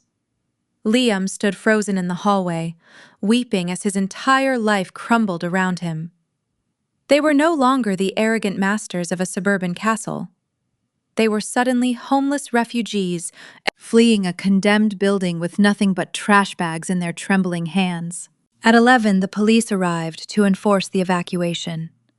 Beatrice sobbed on the lawn as an officer locked a heavy padlock onto the door, sealing the house. They were forced to cram their garbage bags into the back of a cheap taxicab, heading toward a miserable roadside motel. Their grand preparations for the country club gala were utterly ruined. They were completely broken and humiliated, but they still clung to the desperate hope that the upcoming gala would save them. They had absolutely no idea what was waiting for them there. 24 hours after the inspectors condemned the estate, my phone began to ring relentlessly. The caller identification displayed my estranged husband. I ignored his first dozen frantic calls, allowing his miserable existence inside a cheap motel to break his spirit. When he resorted to text messages, his tone shifted from arrogant demands to pathetic desperation. He begged for a private meeting to tell me the absolute truth about his family. I knew exactly what he was doing. Liam realized his mother and brother were a sinking ship, and he desperately needed a lifeboat. I instructed him to meet me at a dimly lit restaurant at 8 that evening. I arrived early, wearing a tailored suit radiating untouchable power. The hostess escorted me to a secluded booth tucked in the back corner, perfectly shielded from other patrons. Before Liam arrived, I retrieved a digital audio recorder from my handbag. I checked the battery, pressed the record button, and slipped the device into my pocket. I wanted every word of his impending betrayal captured with absolute clarity. Liam walked through the heavy wooden doors of the establishment, looking completely disheveled. His pristine hair was unwashed, and his wrinkled shirt smelled faintly of cheap soap. He spotted me and rushed over, his eyes wide with a sickening mixture of hope and terror.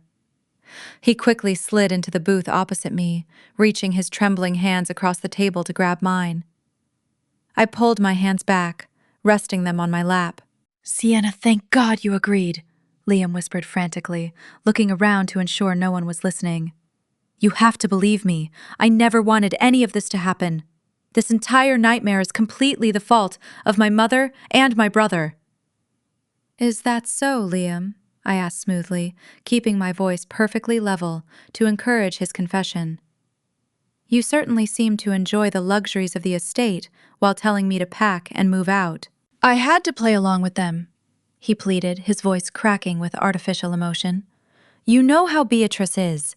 She is a monster who controls everything. She forced me to tell you to leave because she wanted the house for Preston. I never agreed with her. I always thought she was a bitter, delusional woman clinging to a fake legacy." I leaned forward slightly, ensuring the hidden microphone captured his exact words. "You are calling your own mother a bitter, delusional monster." "Yes," Liam exclaimed, nodding vigorously. "She is incredibly toxic, and Preston is even worse. He is a pathetic fraud. I knew his startups were entirely fake, just playing the role of an entrepreneur to impress her. I only transferred those funds from our joint account because he threatened to tell Beatrice I was a failure. They are both manipulative parasites, Sienna. I want nothing to do with them ever again." "That is a very strong accusation, Liam," I replied calmly. "You are willing to abandon your own flesh and blood just like that." "They are not my real family," he begged, leaning closer across the table. "You are my family. You are the only person who has ever truly supported me. I see that now. Please, Sienna, let me come live with you in your penthouse. I will publicly cut ties with Beatrice and Preston. I will block their phone numbers. I will leave them to rot in that disgusting motel. Just take me back. We can start over." His cowardice was astonishing. He had happily watched his mother racially insult me. He had enthusiastically participated in embezzling my hard-earned money to fund his brother. Yet the second his unearned comfort was stripped away, he was eager to throw his entire family under the bus to save himself. He had zero loyalty to anyone but his greed. You would really leave your mother in a condemned building and let your brother face his financial crimes alone? I asked smoothly, needing him to state his betrayal one more time. In a heartbeat, Liam stated firmly, without a single ounce of hesitation. They deserve everything that is happening to them right now. They brought this upon themselves with their arrogance. I just want to be with you, Sienna. I will sign whatever legal documents you want. Just please get me out of that horrible motel. I reached into my pocket, my fingers brushing against the cold metal of the audio recorder. I had successfully secured the ultimate proof of his absolute disloyalty. This audio file was the final weapon I needed for the upcoming country club gala. I raised my hand, signaling the waiter to bring the check for the sparkling water. I pulled a crisp $100 bill from my wallet and dropped it onto the table. I looked at Liam, my expression devoid of sympathy or warmth. Your words have been incredibly enlightening, Liam, I said, sliding out of the leather booth and standing up to my full height. It takes a special kind of man to betray his wife, steal her money, and then immediately offer to abandon his own mother in a roadside motel the moment things get difficult. Sienna, wait, are you taking me with you? He asked, scrambling to stand up. I think you need to spend more time reflecting on your life choices in that motel room, I replied coldly. I have a very important gala to attend this weekend, and I need to prepare. I will be in touch very soon. I turned and walked out of the elegant restaurant, leaving him standing alone in the dim light. I stepped out into the warm, incredibly humid evening air, feeling a profound, deeply satisfying sense of victory. The digital audio recording, safely tucked securely in my blazer pocket, was not just leverage. It was the absolute destruction of the last remaining bond holding their toxic family together. They were entirely unprepared for the sheer magnitude of the grand public execution that I had meticulously planned for them. The crisp autumn air swept through the manicured grounds of the Oak Ridge Country Club as the highly anticipated charity gala finally began. This was the pinnacle of elite society in the city, a gathering where the oldest, wealthiest families congregated to display their power. Valets rushed back and forth, parking a parade of luxury vehicles under the grand portico. A string quartet played softly in the grand foyer, blending with the clinking of crystal champagne flutes and the low murmur of arrogant conversations. For Beatrice Preston and Harper, this opulent environment was their absolute sanctuary. It was the one place where they felt completely invincible, utterly convinced that their fabricated aristocratic status shielded them from the brutal reality of their impending financial ruin. They arrived at the exclusive venue in a cheap rideshare vehicle, demanding the driver drop them off a block away so no one would witness their humiliating mode of transportation. Beatrice stepped out into the humid night, smoothing the fabric of a rented navy blue designer gown. The dress was a season old and fit slightly too tight around her waist, but she wore it with an air of supreme superiority. She adjusted her fake pearl necklace, desperately trying to project the image of a wealthy matriarch unfairly displaced by a vindictive daughter-in-law. Harper followed closely behind her, wearing a flashy, sequined dress she had hastily procured from a discount rental boutique. She kept her chin held high, aggressively ignoring the fact that her entire fake lifestyle had just been brutally exposed on the internet. Preston brought up the rear, sweating profusely inside a rented tuxedo that smelled faintly of dry cleaning chemicals. He clutched a leather portfolio filled with fabricated business proposals, fully prepared to swindle the wealthy attendees out of their investment capital to save his non-existent technology company. They walked through the towering mahogany doors of the country club, immediately pasting artificial smiles onto their desperate faces. Beatrice took a deep breath, inhaling the familiar scent of expensive floral arrangements and roasted duck. She genuinely believed she was safe here. In her delusional mind, the country club was a fortress of white privilege and generational wealth, where an African-American woman like me could never possibly reach her. She thought I was just a bitter, aggressive outsider who lacked the social capital to infiltrate her sacred territory. She was entirely ready to weaponize her tears and manipulate her peers into writing massive checks to rescue her family estate.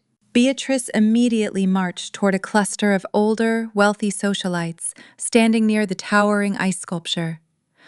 She seamlessly slipped into her carefully rehearsed role of the devastated, noble victim. She dramatically dabbed the corners of her dry eyes with a lace handkerchief, spinning a wildly fabricated tale of woe to anyone willing to listen. She shamelessly claimed that I had suffered a massive psychological breakdown, stolen her family heirlooms, and violently thrown her innocent family out onto the unforgiving streets. She framed herself as a loving, tolerant mother-in-law who had graciously welcomed a woman from a lesser background, only to be brutally betrayed. She whispered softly about needing temporary emergency funding to hire a ruthless legal team, promising to pay everyone back with massive interest once she reclaimed her stolen estate. A few of the older women nodded sympathetically, completely oblivious to the fact that Beatrice was currently residing in a roach-infested roadside motel. Meanwhile, Harper patrolled the perimeter of the grand ballroom, desperately trying to salvage her shattered social standing. She aggressively approached groups of younger wives, attempting to laugh off the devastating financial dossier I had leaked online as a vicious, digitally fabricated hoax. She loudly claimed that her credit cards had been hacked and that her husband Preston was actually on the verge of a billion-dollar corporate buyout. The other women smiled politely, tightly gripping their authentic designer handbags as they subtly stepped away from her. They had all seen the raw financial data. They knew Harper was an absolute fraud, but polite society dictated they maintain a veneer of civility. Harper mistook their icy politeness for genuine acceptance, her inflated ego blinding her to the harsh reality of her total exile. On the other side of the room, Preston stalked the wealthy angel investors like a desperate predator. He targeted the older, less technologically savvy businessmen, aggressively pitching his fake cryptocurrency servers and empty shell companies. He utilized the prominent name of his mother to secure introductions, sweating nervously as he handed out his poorly printed business cards. He desperately pitched a massive return on investment, hoping to secure just one substantial check to pay off the dangerous loans he had taken out. He spoke rapidly, using confusing technological buzzwords to mask the fact that his entire business model was a proven Ponzi scheme. A few wealthy men listened with polite curiosity, intrigued by the desperate energy of a man claiming to hold the key to the future of digital currency. Preston smiled broadly, genuinely believing his cowardly charm was actually working. The three of them drifted through the opulent ballroom, completely intoxicating themselves with the illusion of imminent salvation. They drank the complimentary champagne, ate the gourmet caviar, and basked in the golden light of the crystal chandeliers. They felt powerful. They felt untouchable. They truly believed that by the end of the lavish evening, they would secure enough capital to buy back the mansion, destroy my corporate firm, and restore their pathetic kingdom. Beatrice looked around the crowded room, a smug, victorious grin spreading across her wrinkled face as she sipped her sparkling beverage. She was entirely oblivious to the monumental trap that had been meticulously set for her.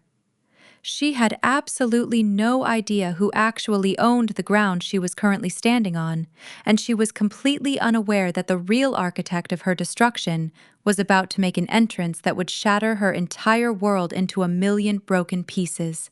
The heavy oak doors of the grand ballroom swung open with a resounding thud, instantly cutting through the arrogant chatter and the soft melody of the string quartet. Every head in the opulent space turned toward the entrance. I stepped over the threshold, completely abandoning the unassuming wardrobe I had worn for the past 5 years. Tonight, I was dressed for absolute dominance. I wore a breathtaking custom-tailored emerald green haute couture gown that cascaded gracefully to the polished marble floor. A flawless diamond necklace, worth more than the entire net worth of the family of my estranged husband, rested heavily against my collarbone. I did not arrive alone. I was flanked on my right by the honorable mayor of the city, who was currently laughing at a joke I had just made. On my left stood two of the most prominent, elusive tech billionaires in the entire country, men who rarely made public appearances but had enthusiastically accepted my personal invitation. The entire ballroom fell into a stunned, breathless silence. The sheer magnitude of my arrival sent a visible shockwave through the elite crowd. Across the room, I locked eyes with Beatrice. Her smug, victorious grin completely evaporated from her wrinkled face. The crystal champagne flute she was holding slipped from her trembling fingers and shattered violently against the hardwood floor. Harper let out a loud, audible gasp, instinctively taking a massive step backward as if she had just seen a ghost. Preston dropped his pathetic stack of fabricated business proposals, his jaw hanging completely open. They stared at me in absolute, paralyzing horror. The quiet, submissive freelancer they had mercilessly bullied and brutally kicked out of their supposed family estate was currently standing before them as undeniable royalty. The momentary silence broke, replaced by a sudden, frantic rush of excitement. The elite members of polite society, the very people Beatrice had been desperately trying to manipulate all evening, completely abandoned her. They flocked toward me like moths to a brilliant flame. Powerful politicians, wealthy socialites, and ruthless investors eagerly pushed past Beatrice and Harper just to get a brief opportunity to shake my hand. I greeted them warmly by their first names, asking about their children and their recent corporate acquisitions. I navigated the sea of old money and new wealth with effortless grace, completely commanding the absolute center of attention. Beatrice was physically shoved aside by a wealthy real estate developer she had just been begging for money. She stumbled into Harper, both of them watching in sheer disbelief as the most powerful people in the state eagerly sought my personal approval. The president of the country club, a distinguished man with silver hair, briskly walked to the main stage and eagerly tapped the microphone. A sharp, loud feedback noise echoed through the grand ballroom, instantly silencing the excited crowd. He beamed brightly, adjusting his expensive silk tie. "Ladies and gentlemen, esteemed members and honored guests," the president began, his voice booming enthusiastically through the massive speakers. "Tonight is an incredibly special occasion. As you all know, this historic club faced severe financial difficulties last year. We were on the absolute brink of permanent closure. However, we were miraculously saved by a silent, anonymous platinum sponsor. This incredible benefactor not only erased our massive institutional debt, but also generously funded the magnificent renovations we are all enjoying tonight." The crowd erupted into polite, eager applause. Beatrice nodded along automatically, still completely failing to connect the obvious dots. She desperately scanned the room, eagerly, looking for the mysterious billionaire she planned to target next for her own selfish salvation. "For the past year, our majority stakeholder has requested complete anonymity," the president continued, gesturing grandly toward the center of the room. "But tonight, she has finally graciously allowed us to publicly honor her immense generosity. Please join me in extending a profound, heartfelt welcome to the true savior and primary owner of the Oak Ridge Country Club, Ms. Sienna." The spotlight violently swung across the dark ballroom, landing directly on me. The crowd erupted into a deafening standing ovation. The mayor patted my back enthusiastically, while the tech billionaires smiled proudly. I gracefully walked toward the main stage, the emerald silk of my gown trailing behind me. I climbed the short steps and stood confidently behind the wooden podium, looking out over the sea of wealthy elites. My eyes immediately found Beatrice. She was physically shaking, clutching her rented designer dress as if it were the only thing keeping her standing. Her face was entirely drained of color, pale and hollow. The horrifying reality had finally, brutally crashed down upon her narrow, aristocratic mind. The exclusive elite sanctuary she prized above all else, the sacred ground where she claimed her supreme social superiority, was entirely owned by me. Every expensive meal she had eaten here, every lavish party she had attended, and every single blade of grass on the golf course belonged legally and completely to the very same African American woman she had viciously mocked and aggressively thrown out onto the street. "Thank you all for this incredibly warm welcome," I said into the microphone, my voice echoing clearly with calm, undeniable authority.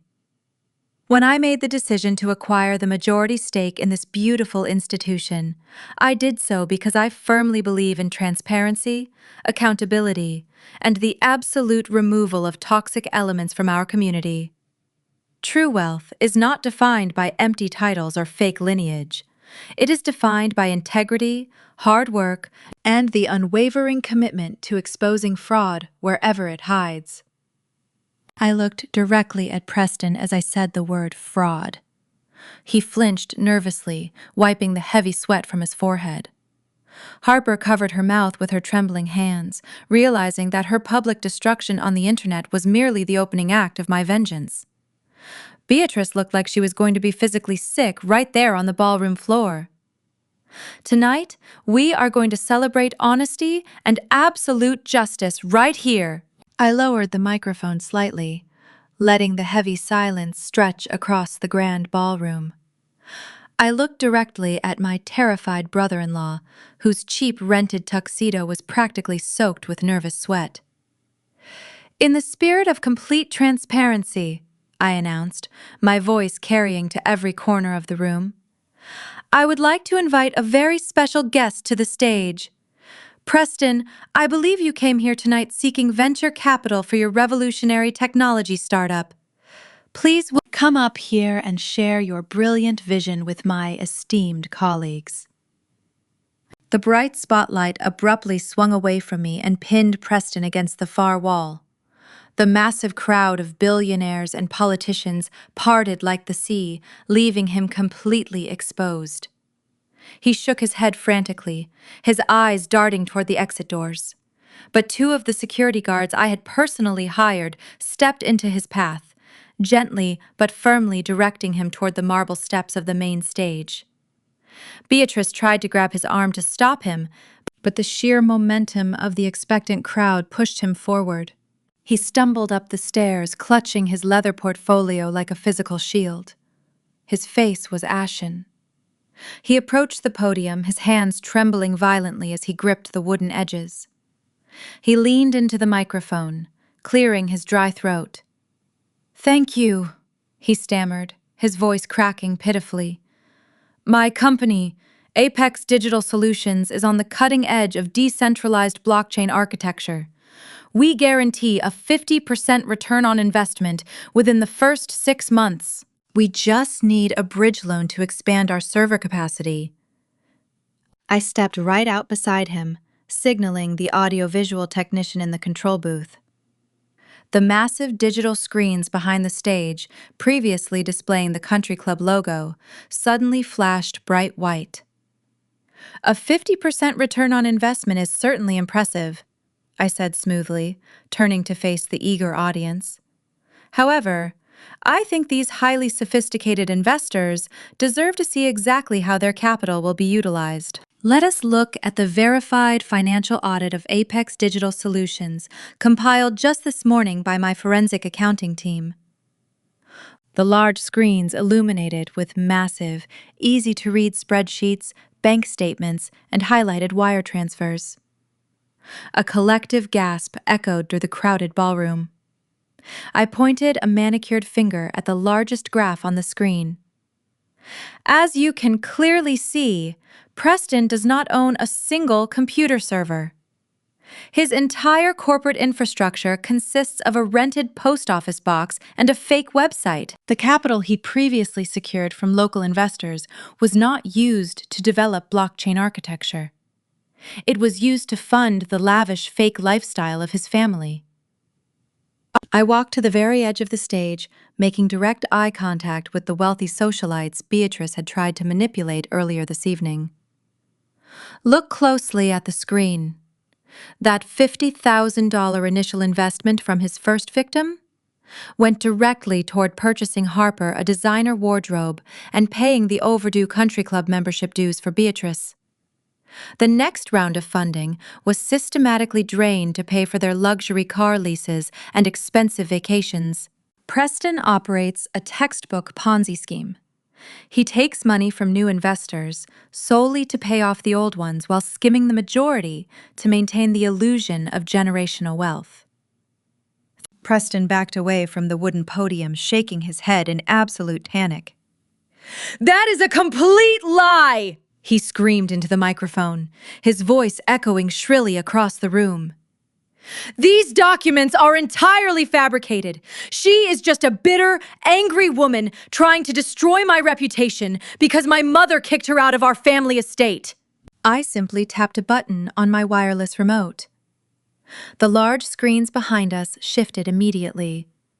They now displayed crystal-clear, high-definition photographs of Preston actively bypassing the safety breakers in the basement of my property, followed by the official municipal condemnation notice slapping his face with reality.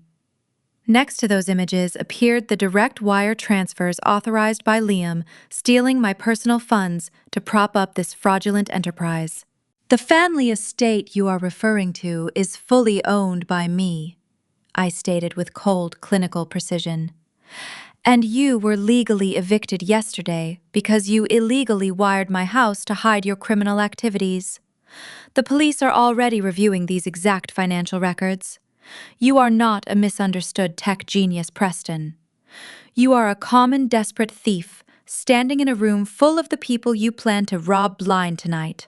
The atmosphere in the grand ballroom turned instantly hostile. The polite curiosity of the wealthy investors morphed into pure, unadulterated disgust. The men who had politely listened to his frantic pitches just an hour ago now glared at him with absolute contempt. A prominent hedge fund manager in the front row crossed his arms and sneered. "You actually thought you could swindle us with a fake spreadsheet?" he shouted angrily. "You are an absolute disgrace to this city." Harper covered her face with her hands, sobbing uncontrollably, as the surrounding women muttered insults and stepped further away from her. Beatrice stood entirely frozen, her mouth opening and closing silently, like a fish out of water. The pristine, aristocratic reputation she had spent decades fiercely protecting was officially dead and buried. Preston looked wildly around the room, realizing there was no escape.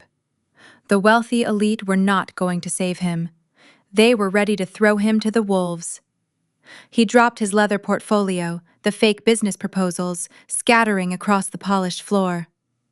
The brutal public execution was a complete, flawless success, and I watched with immense satisfaction as his entire world collapsed. I took a deliberate step back from the podium, allowing the magnitude of his permanent destruction to fully settle over the stunned crowd. The brilliant light of the overhead crystal chandelier reflected perfectly off the heavy diamond necklace resting against my skin. The entitled family that had foolishly tried to ruin me was now a pathetic memory.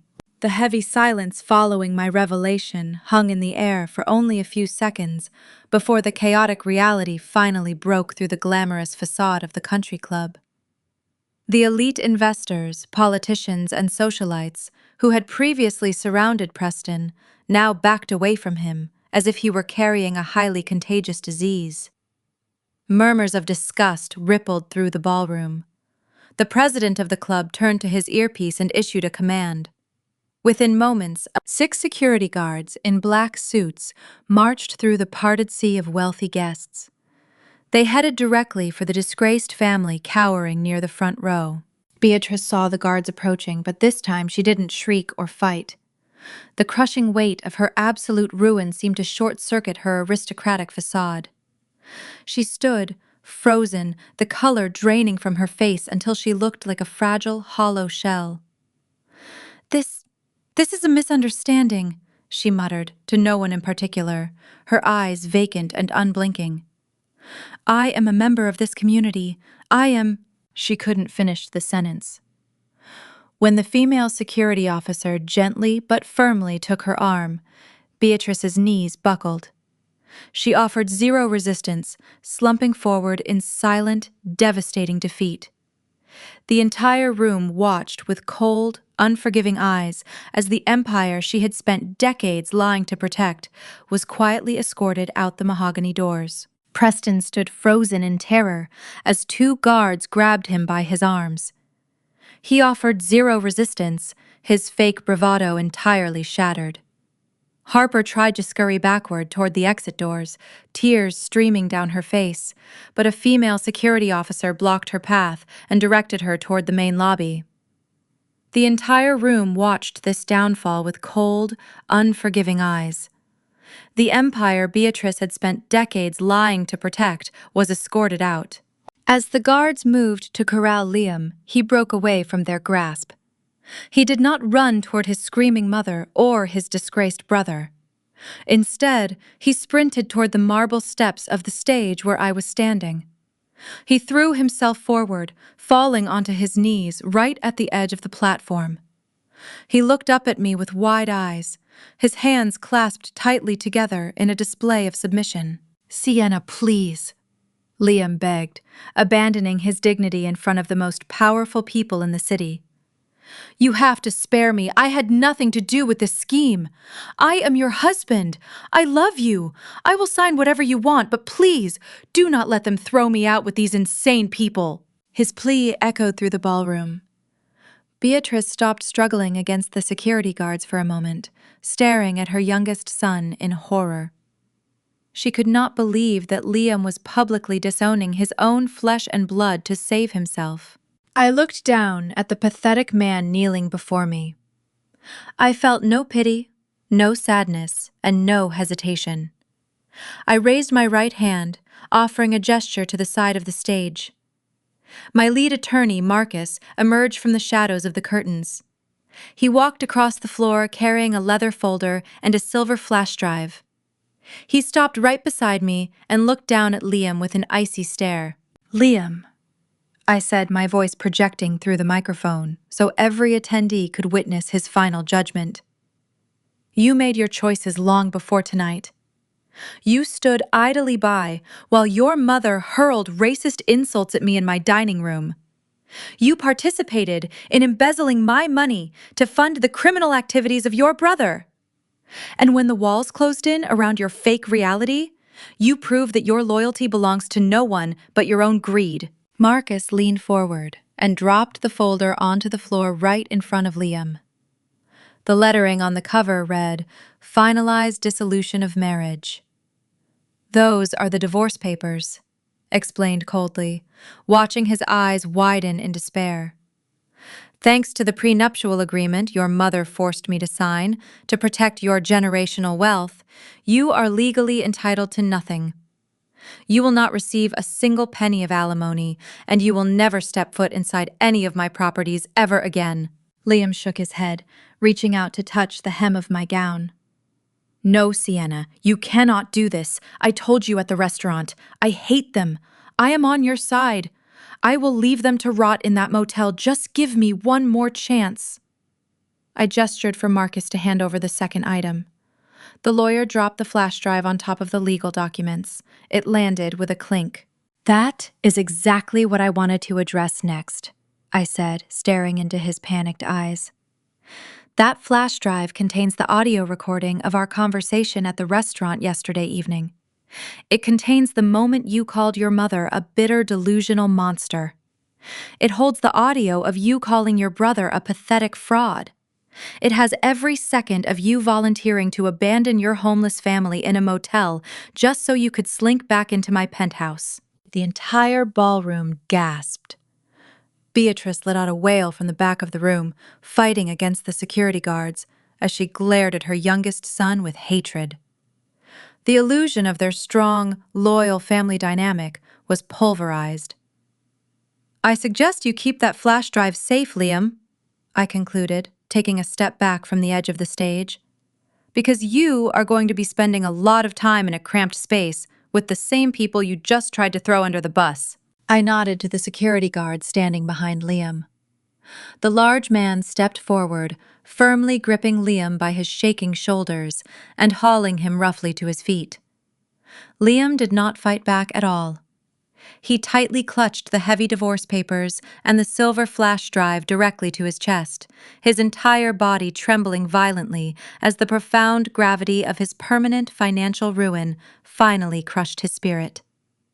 He was mercilessly dragged backward across the polished ballroom floor, weeping loudly, completely stripped of his marriage, his fake wealth, and the last remaining shreds of his family loyalty. The heavy oak doors swung shut behind them loudly, sealing their total banishment from the society they had always ruthlessly prized above absolutely everything else today. Early the next morning, before the final eviction window at the suburban estate even opened, Liam made one last desperate attempt to breach my fortress. I was sipping espresso in my penthouse living room when the digital intercom on my marble wall chimed softly.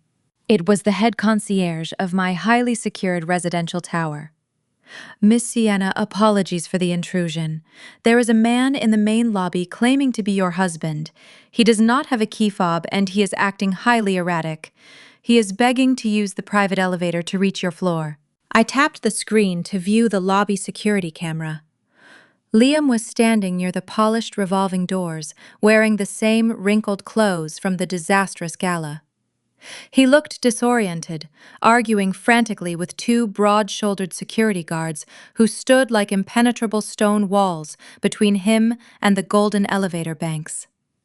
For 5 years, Liam had possessed the power to walk into my bedroom, demand my attention, and tell me how to behave in his mother's presence. Now, he couldn't even make it past the ground floor of my residential building. "Inform him that he is trespassing on private property," I instructed the concierge, my voice devoid of any pity. "Tell him that the only communication he is permitted to have with me must go through my legal department.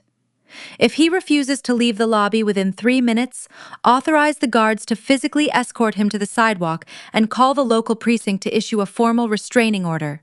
I watched the silent video feed as the concierge relayed the message. I saw Liam's shoulders slump. He didn't yell this time. The fight was completely drained out of him. He looked up at the security camera mounted on the ceiling, knowing I was watching, and offered a pathetic, broken nod. He turned around and walked out through the revolving glass doors, stepping back out into the harsh, unforgiving reality of the noisy city streets. He was finally, truly locked out of my world. The brutal reality fully materialized on Monday morning. While the municipal inspectors had previously forced an emergency evacuation of the estate, the law permitted the displaced occupants one strictly supervised hour to retrieve their remaining personal effects before the hazardous structure was permanently sealed. I arrived exactly 10 minutes before the scheduled retrieval window. I parked my sleek luxury sedan across the street, rolling down the tinted windows to enjoy the morning breeze. 2 marked police cruisers were already stationed in the massive circular driveway, their red and blue lights flashing rhythmically. A crowd of nosy neighbors had already gathered on the adjacent sidewalks. The notorious Mrs. Gable stood at the very front, clutching a steaming mug of coffee, absolutely delighted by the scandal. A cheap, battered taxicab slowly turned onto the street, groaning and sputtering as it pulled up. The disgraced family spilled out onto the pavement. Beatrice looked utterly destroyed. Her hair was unwashed, and she wore a stained gray sweatsuit that completely contradicted her aristocratic delusions. Liam walked with his head bowed deeply. Preston looked around with frantic, paranoid eyes. Harper stepped out last, wearing dark sunglasses, aggressively pulling her cheap plastic trash bags from the trunk. I handed the lead police officer an itemized list of my personal assets that were to remain strictly untouched. The officer nodded, respectfully unlocking the heavy padlock. He sternly announced their 60-minute timer had officially started. The family rushed inside the unheated house, desperately grabbing their pathetic belongings. Beatrice sobbed loudly in the dining room as she packed her cheap porcelain figurines. She wailed about the gross injustice of her situation, bitterly complaining that her elite social circle had abandoned her after the disastrous country club gala. Preston loudly cursed in the basement, angrily kicking a cardboard box when the police strictly forbade him from removing the dangerous computer server racks that had triggered the municipal condemnation. Liam packed his meager clothing in the guest bedroom, weeping softly. He had tried calling me 40 times over the weekend, leaving pathetic voicemails, begging for a second chance. I had forwarded every single recording directly to my lawyer. Harper, however, was behaving incredibly suspiciously. I watched her through the large window as she quickly darted toward the master suite on the second floor. She carried a large, empty duffel bag and kept looking over her shoulder to see if any officers were actively following her. I immediately signaled the lead officer standing next to me. I quietly informed him that my secure dressing room contained highly valuable vintage family heirlooms, and I requested that he closely monitor the actions of my sister-in-law. The officer firmly nodded, placing his hand on his radio and silently walking up the grand staircase. I waited patiently on the porch, checking my wristwatch as the final seconds of their supervised hour quickly ticked away. "Time is up!" the lead officer bellowed, his deep voice echoing down the grand staircase. "Everyone outside, immediately! Leave the property right now!" The family stumbled out the front door looking like a miserable parade of defeated refugees. Beatrice dragged a heavy suitcase across the expensive marble tiles, scratching the floor as she wept uncontrollably. Liam carried 3 cardboard boxes, avoiding my gaze entirely, as he scurried past me toward the waiting taxi. Preston emerged with his hands stuffed deep into his pockets, glaring at the ground in silent, burning rage. Harper walked out last. She was walking incredibly fast, her shoulders hunched forward as she tightly clutched a heavy, bulging duffel bag directly to her chest. She refused to look at me, her eyes darting nervously toward the flashing lights of the police cruisers. I stepped directly into her path, blocking her escape. "What exactly is in that bag, Harper?" I asked smoothly, narrowing my eyes at her panicked expression. "These are just my personal clothes and shoes," she shrieked defensively, pulling the bag tighter against her body. "Move out of my way, Sienna. You have already ruined our entire lives. You cannot take my clothes." I turned to the lead police officer who was watching the interaction with keen professional interest. "Officer, I have reason to believe she has concealed stolen property inside that bag," I stated calmly.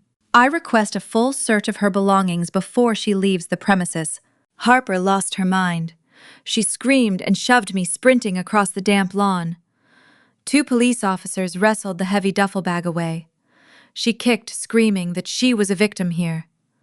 The officer unzipped the bag. Moving aside cheap sweaters, his hand paused.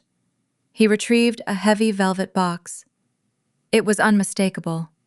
It was my jewelry box, containing rare diamond necklaces and sapphire earrings. "Is this your property, ma'am?" the officer asked, holding the velvet box up. "Yes, it is," I confirmed clearly. "The contents inside are valued at over $200,000. The officer turned to Harper with a cold stare. "Turn around and put your hands behind your back," he ordered firmly.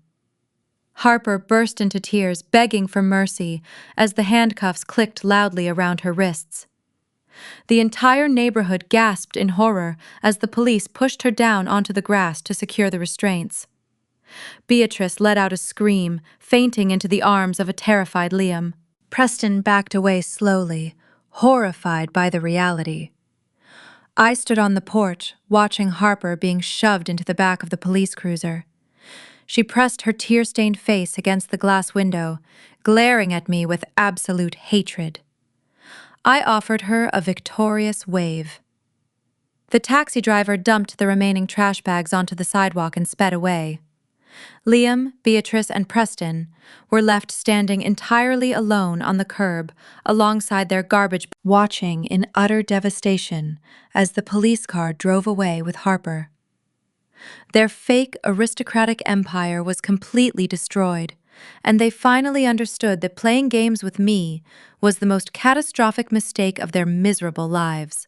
The immediate aftermath of the brutal eviction was a dark symphony of devastating consequences. The local news stations had already gotten wind of the dramatic spectacle, and aggressive news helicopters circled high above the affluent neighborhood. I did not stay to watch them drag their pathetic garbage bags down the paved street.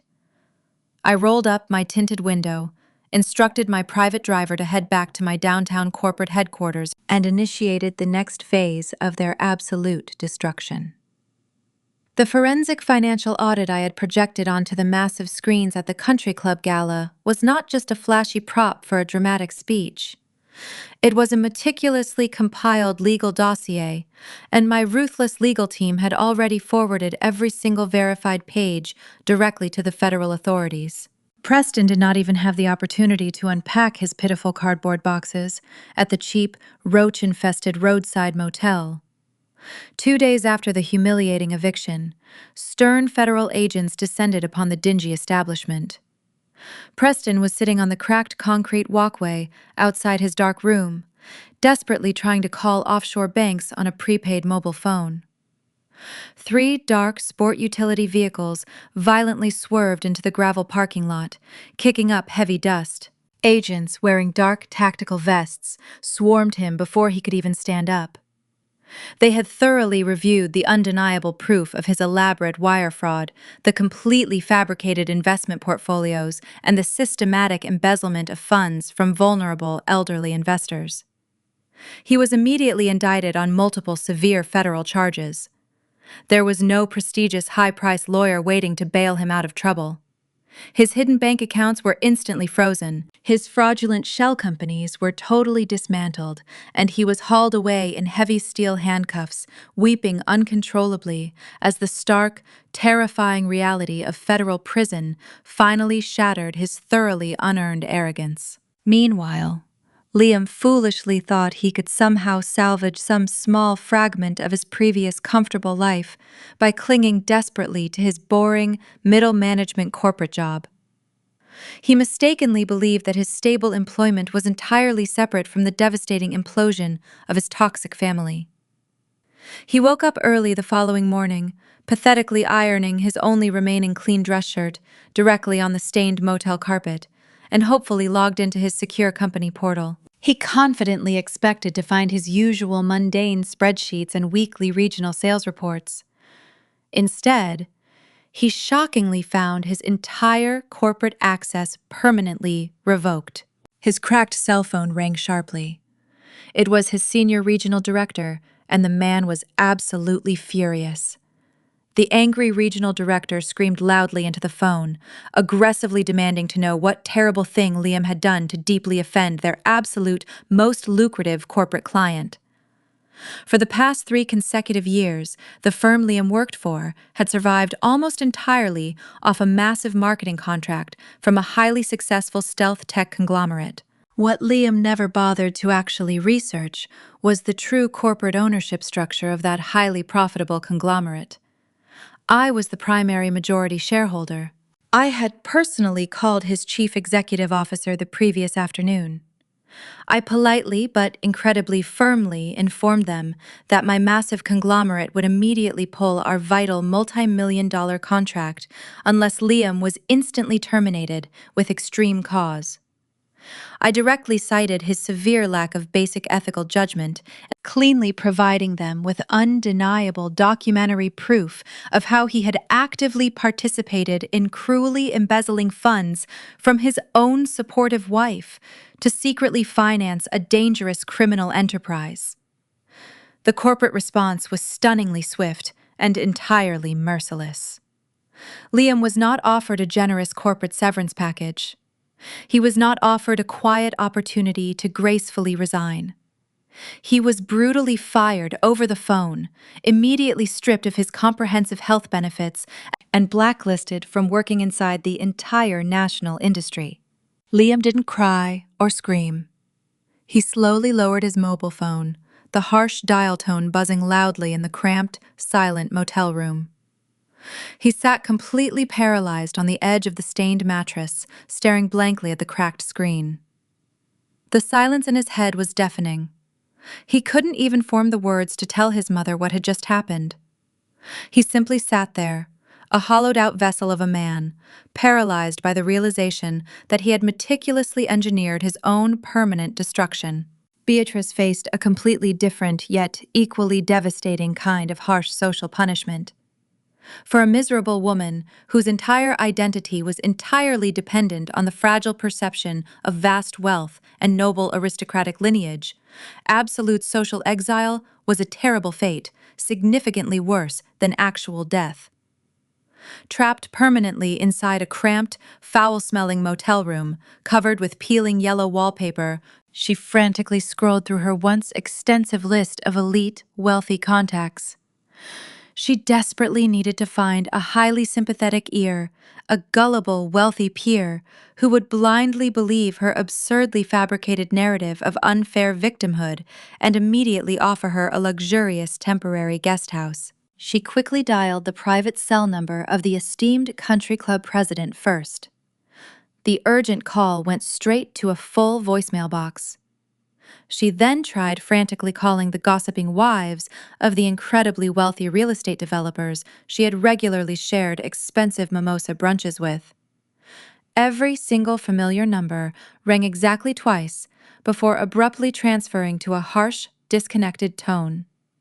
They had all systematically blocked her personal number. The deeply connected, wealthy elites of the prominent city had clearly witnessed my immense financial power at the gala, and absolutely nobody was willingly going to risk their own precious social standing to openly associate with a publicly verified fraud. Finally, Beatrice miraculously managed to get a hold of an older, wealthy socialite named Margaret, a timid woman she had aggressively bullied for wearing outdated seasonal fashions just a month prior. Margaret answered the phone, her voice dripping with cold, calculated amusement. Beatrice began to sob instantly, launching directly into her thoroughly rehearsed fictional story about how horribly she was being treated by her highly aggressive daughter-in-law. Margaret fiercely cut her off immediately. "Save your breath, Beatrice," Margaret sneered through the receiver. "We all saw the financial audits. We all watched the video of your daughter getting arrested for grand larceny on a lawn. You are an absolute joke to us. Do not call this number ever again." Beatrice lowered the cracked screen of her prepaid mobile phone, the harsh dial tone from Margaret still echoing loudly in her ears. The absolute finality of her total social destruction settled over her like a suffocating blanket. She looked around the dimly lit, cramped living room of their bleak new reality. It was a decaying two-bedroom apartment located in a notorious, crime-ridden district of the city. The stained ceiling sagged dangerously in the corner, adorned with a growing patch of dark mold. Sirens wailed loudly in the distance, a stark contrast to the peaceful, manicured silence of the suburban estate they had arrogantly taken for granted. There were no imported Italian leather sofas here. Instead, Liam sat slumped on a cheap, sagging futon they had salvaged from a local thrift store. The thin, scratchy carpet smelled strongly of stale cigarette smoke and bleach. Beatrice shuddered violently in sheer disgust. She wrapped her cheap polyester cardigan tightly around her shaking shoulders, desperately missing the designer cashmere wraps I used to silently purchase for her. The total indignity of their extreme poverty was absolutely paralyzing. She closed her eyes tightly, wishing this entire waking nightmare would just instantly end. Without my financial resources to sustain their fake lifestyle, the family instantly turned on each other like starved wolves. Harper emerged from a tiny, windowless bedroom. She had just been released on a massive bail bond that completely drained the last of the hidden emergency cash Beatrice had hoarded away. Harper wore a faded pair of sweatpants, her previously flawless blonde hair greasy and tangled. She glared venomously at Preston, who was pacing frantically across the small living room floor. Preston was wearing a bulky, restrictive electronic ankle monitor as he awaited his upcoming federal trial for severe wire fraud. He chewed nervously on his fingernails, muttering paranoid delusions about his court-appointed public defender. "Stop pacing like a maniac!" Preston Harper shrieked, her voice grating and shrill. "You are driving me completely insane! If you had just run a legitimate business, instead of stealing from innocent people, I would not be facing serious felony grand larceny charges right now." Preston abruptly stopped pacing and whipped his head around to face his furious wife. "Do not try to blame this on me, Harper," he yelled back defensively. "You were the one who greedily stuffed stolen diamond necklaces into your duffel bag. You brought that specific criminal charge entirely upon yourself." Beatrice slammed her hands down hard on a wobbly plastic folding table. "Both of you, shut your mouths immediately!" she roared angrily. "We are in this horrific slum because of Liam. He completely failed to control his vindictive wife." Liam lifted his head from his hands, his bloodshot eyes narrowing at his mother. For years, he had cowardly absorbed her endless, toxic criticism. He had sacrificed his own marriage, his lucrative career, and his personal integrity just to keep her temporarily appeased. But he had absolutely nothing left to lose anymore. He slowly reached into the pocket of his faded denim jeans and pulled out the small silver flash drive my lawyer had handed him at the gala. He had purchased a cheap, refurbished laptop just to listen to the audio files torturing himself with the clear evidence of his own catastrophic betrayal. "You want to blame me for this, Mom?" Liam asked, his voice trembling with a mixture of profound exhaustion and sudden, bitter rage. "You really think you are completely innocent in all of this? You pushed her away? You mocked her skin color, her career, and her background every single day?" Beatrice scoffed loudly, crossing her arms over her chest. "I simply demanded the respect that our noble family lineage deserves." "You are a weak, pathetic excuse for a man, Liam." Liam stood up from the sagging futon.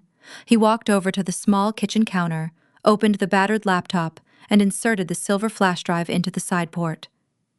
"You want to know exactly what kind of man I am?" Liam asked coldly. "Let us listen to exactly what I think about our precious noble family." He clicked the trackpad, maximizing the volume. The crisp audio recording instantly filled the apartment.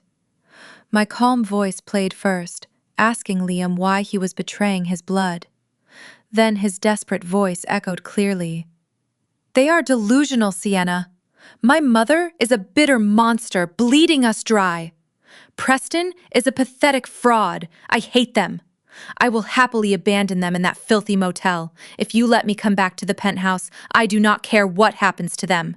The audio hung heavily in the stagnant air. Harper gasped loudly. Preston stared at his younger brother with pure hatred. Beatrice looked as if she had been violently struck by lightning. Her face contorted into a mask of absolute fury. "You traitor!" Beatrice screamed. "You volunteered to abandon your mother to live in the street! You ungrateful snake!" She lunged across the room, hurling a plastic cup directly at Liam. It smashed against the wall. Liam did not cower. "Yes, I did," he yelled, because you ruined my life. I had a brilliant wife, a massive estate, and a six-figure career. I threw it all away to satisfy your pathetic, fake, aristocratic delusions. You are the reason we are rotting in this disgusting slum.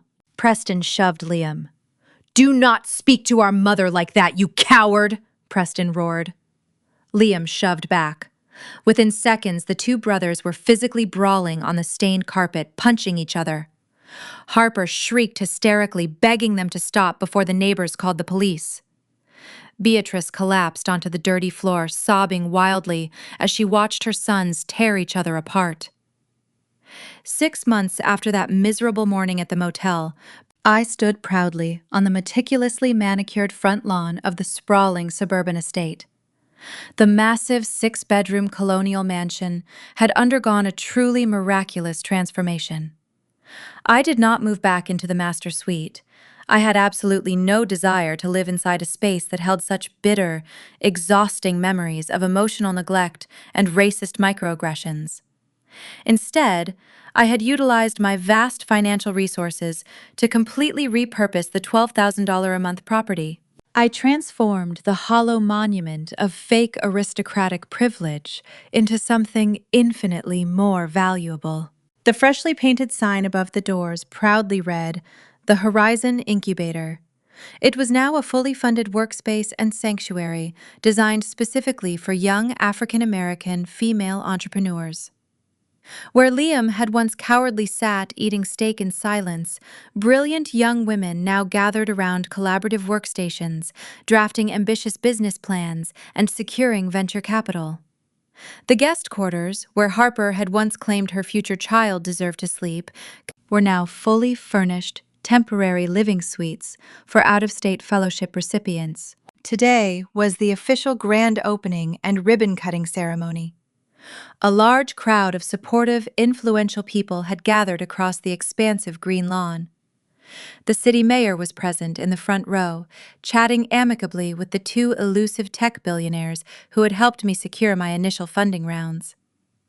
They were joined by prominent local business leaders, supportive neighbors, and most importantly, the inaugural class of 50 talented women. A vibrant energy buzzed through the crisp morning air. I wore a tailored, stark white power suit that perfectly contrasted with my deep, glowing skin. I felt undeniably liberated. There was no longer any need to hide my true success behind baggy sweaters or downplay my towering intellect to protect the fragile, unearned egos of mediocre people.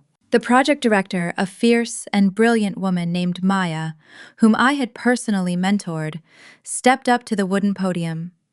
She tapped the microphone, and the excited chatter of the wealthy crowd immediately settled into a silence. "Good morning, everyone," Maya began. "We are gathered here today to celebrate not just the opening of a physical building, but the launch of a powerful, transformative movement.